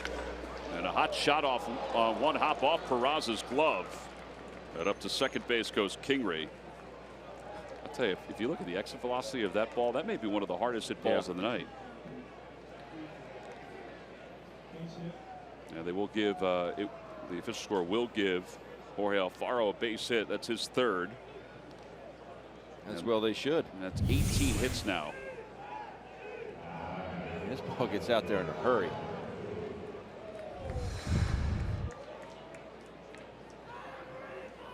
And Trevor Plouffe will pinch hit for Tommy Hunter.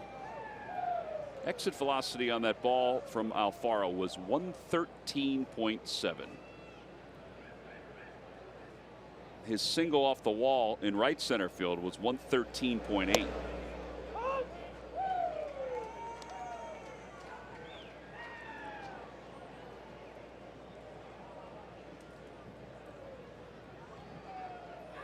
Oh, and 1 to Plouffe.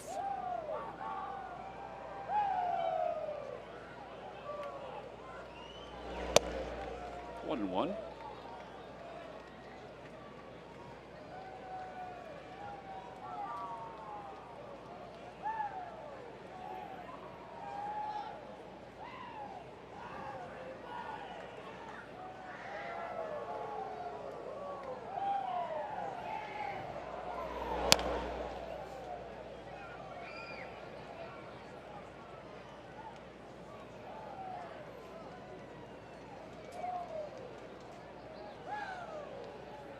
Plouffe hitting .273 so far in this season. His last hit was the 3-run home run that won the game in extra innings against the Dodgers.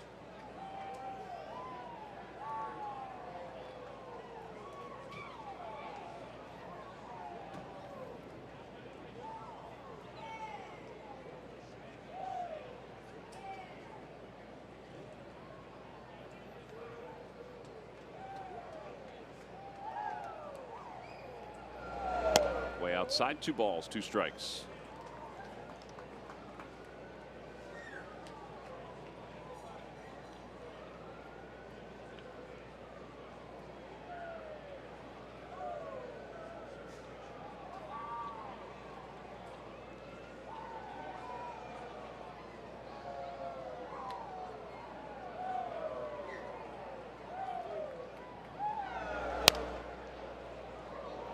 To the net, right past Billy Hatcher.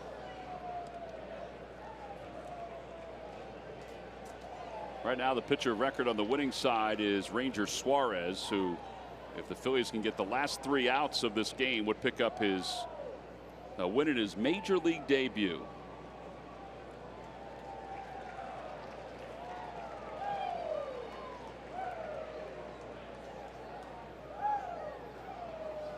He left with the Phillies on top 6-4. Swing and a miss and an off-speed pitch.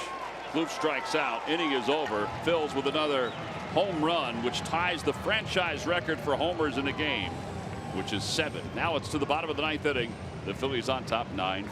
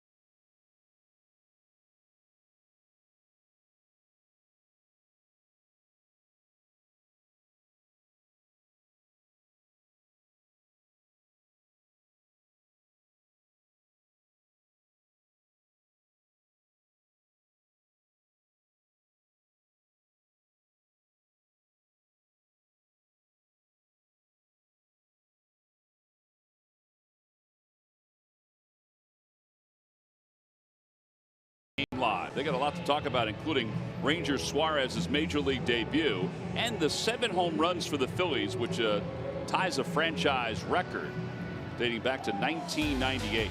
Here are some of the tweets that have been sent out tonight. 2/3 of the world is covered by water. The other third is covered by Rhys Hoskins home run balls from July. Chris Jones who, if you ever see him on Twitter, he's got some great gifs from time to time. Rhys Hoskins and Maikel Franco both homered twice, and I am alive. And then Bryce Hendry, Reese Lightning strikes twice. Hashtag be bold. Well, we go to the bottom of the 9th inning. It's been that kind of night where the long ball has really played in the Phillies' favor. They have 20 home runs since the All-Star break, counting the 7 tonight. And Jake Thompson is on to try to finish this one off. They get the last 3 outs and give the Phils their 58th victory of the year. And if all holds down in Atlanta, give them a 2.5 game lead in the division.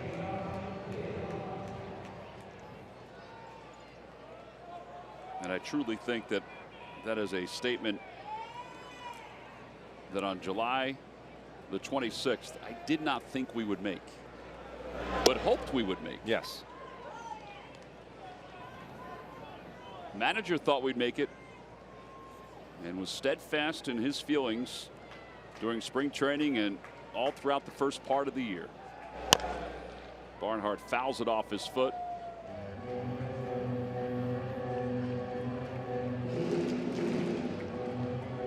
One ball and 1 strike.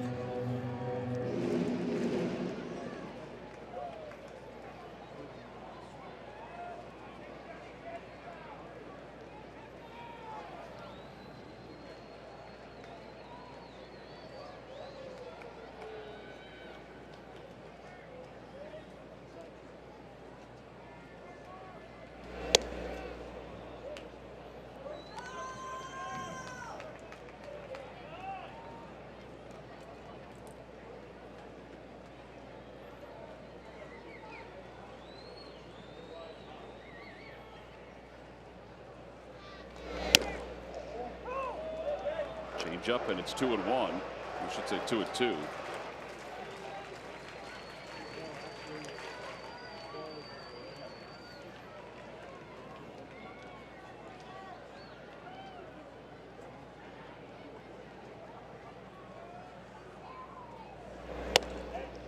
And a strike 3 called on the outside corner, and Barnhart hasn't been happy with Chris Guccione all night. Has had a few of those discussions. One out here in the 9th inning. You could just tell by Jorge Alfaro's reaction that he was just going to get it and throw it back to Jake. He just thought it was outside. Take a look here at pitch cast. Yeah, that's Phillies will take it.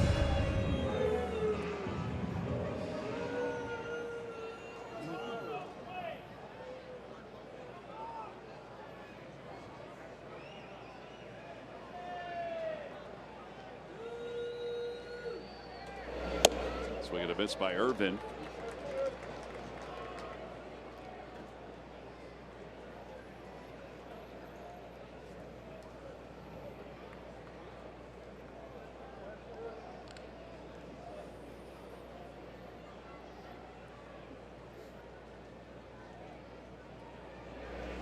On the inside corner, 0-2. That had some bite to it, didn't it? Sure did.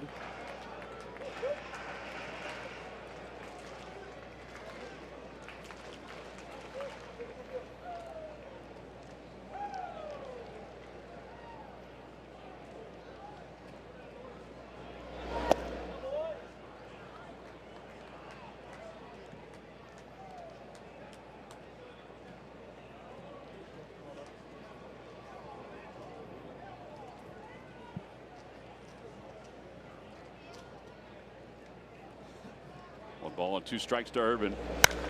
Fly ball right field. And Nick Williams will wait for it.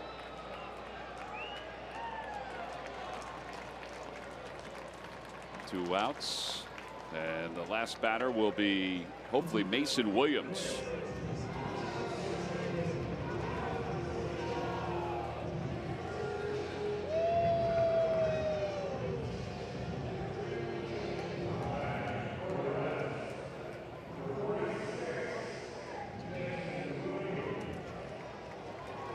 So 2 outs. Here's Williams, who was just added to the roster today.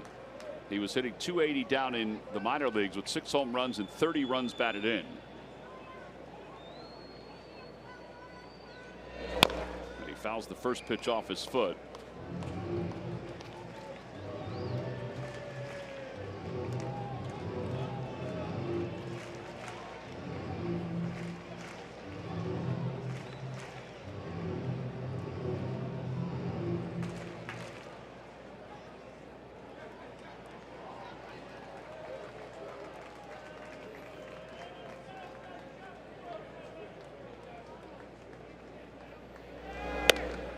Phillies have 3 players that have 2 home runs in tonight's ball game. We mentioned the last time the Phillies had a 7 home run game was back in September of '98 against the Mets. That's also the last time they had 3 players with 2 home runs. Todd Zolecki says that the Red Sox were the last team in baseball to do it. David Ortiz was part of that. It is pretty special. Sometimes you come to the ballpark, you know, there's no script that's laid out for how a game is going to work out. Sometimes it's a very bland 2-0 game with not a lot of action. Other times you're setting all kinds of franchise records. Off the hands, out to shallow left field. Kingery sprints out.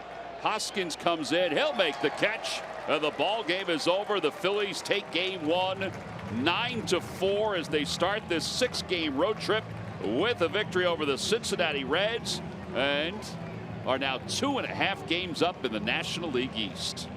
Boy, that sounds good. Sure does. Our Chevrolet players of the game, we hand it to the guys that hit homers tonight. Rhys Hoskins, Carlos Santana, Nick Williams, Maikel Franco, and then 3 players with 2 home runs apiece. Franco, Williams, and Rhys Hoskins, who also adds a double. Well, lots of hard swings tonight. Here are W. Mason deliveries of the game, Ben. Oh, this was fun to watch. Flat out fun to watch. Rhys Hoskins gets the party started, and then Carlos Santana, the only multi-run home run. Nick Williams gets into it. Maikel Franco off Lorenzen. Rhys again off Bryce. Maikel off Bryce. And this was a seed off Kyle Crockett. 441. Nick Williams going up top there. Just a thing.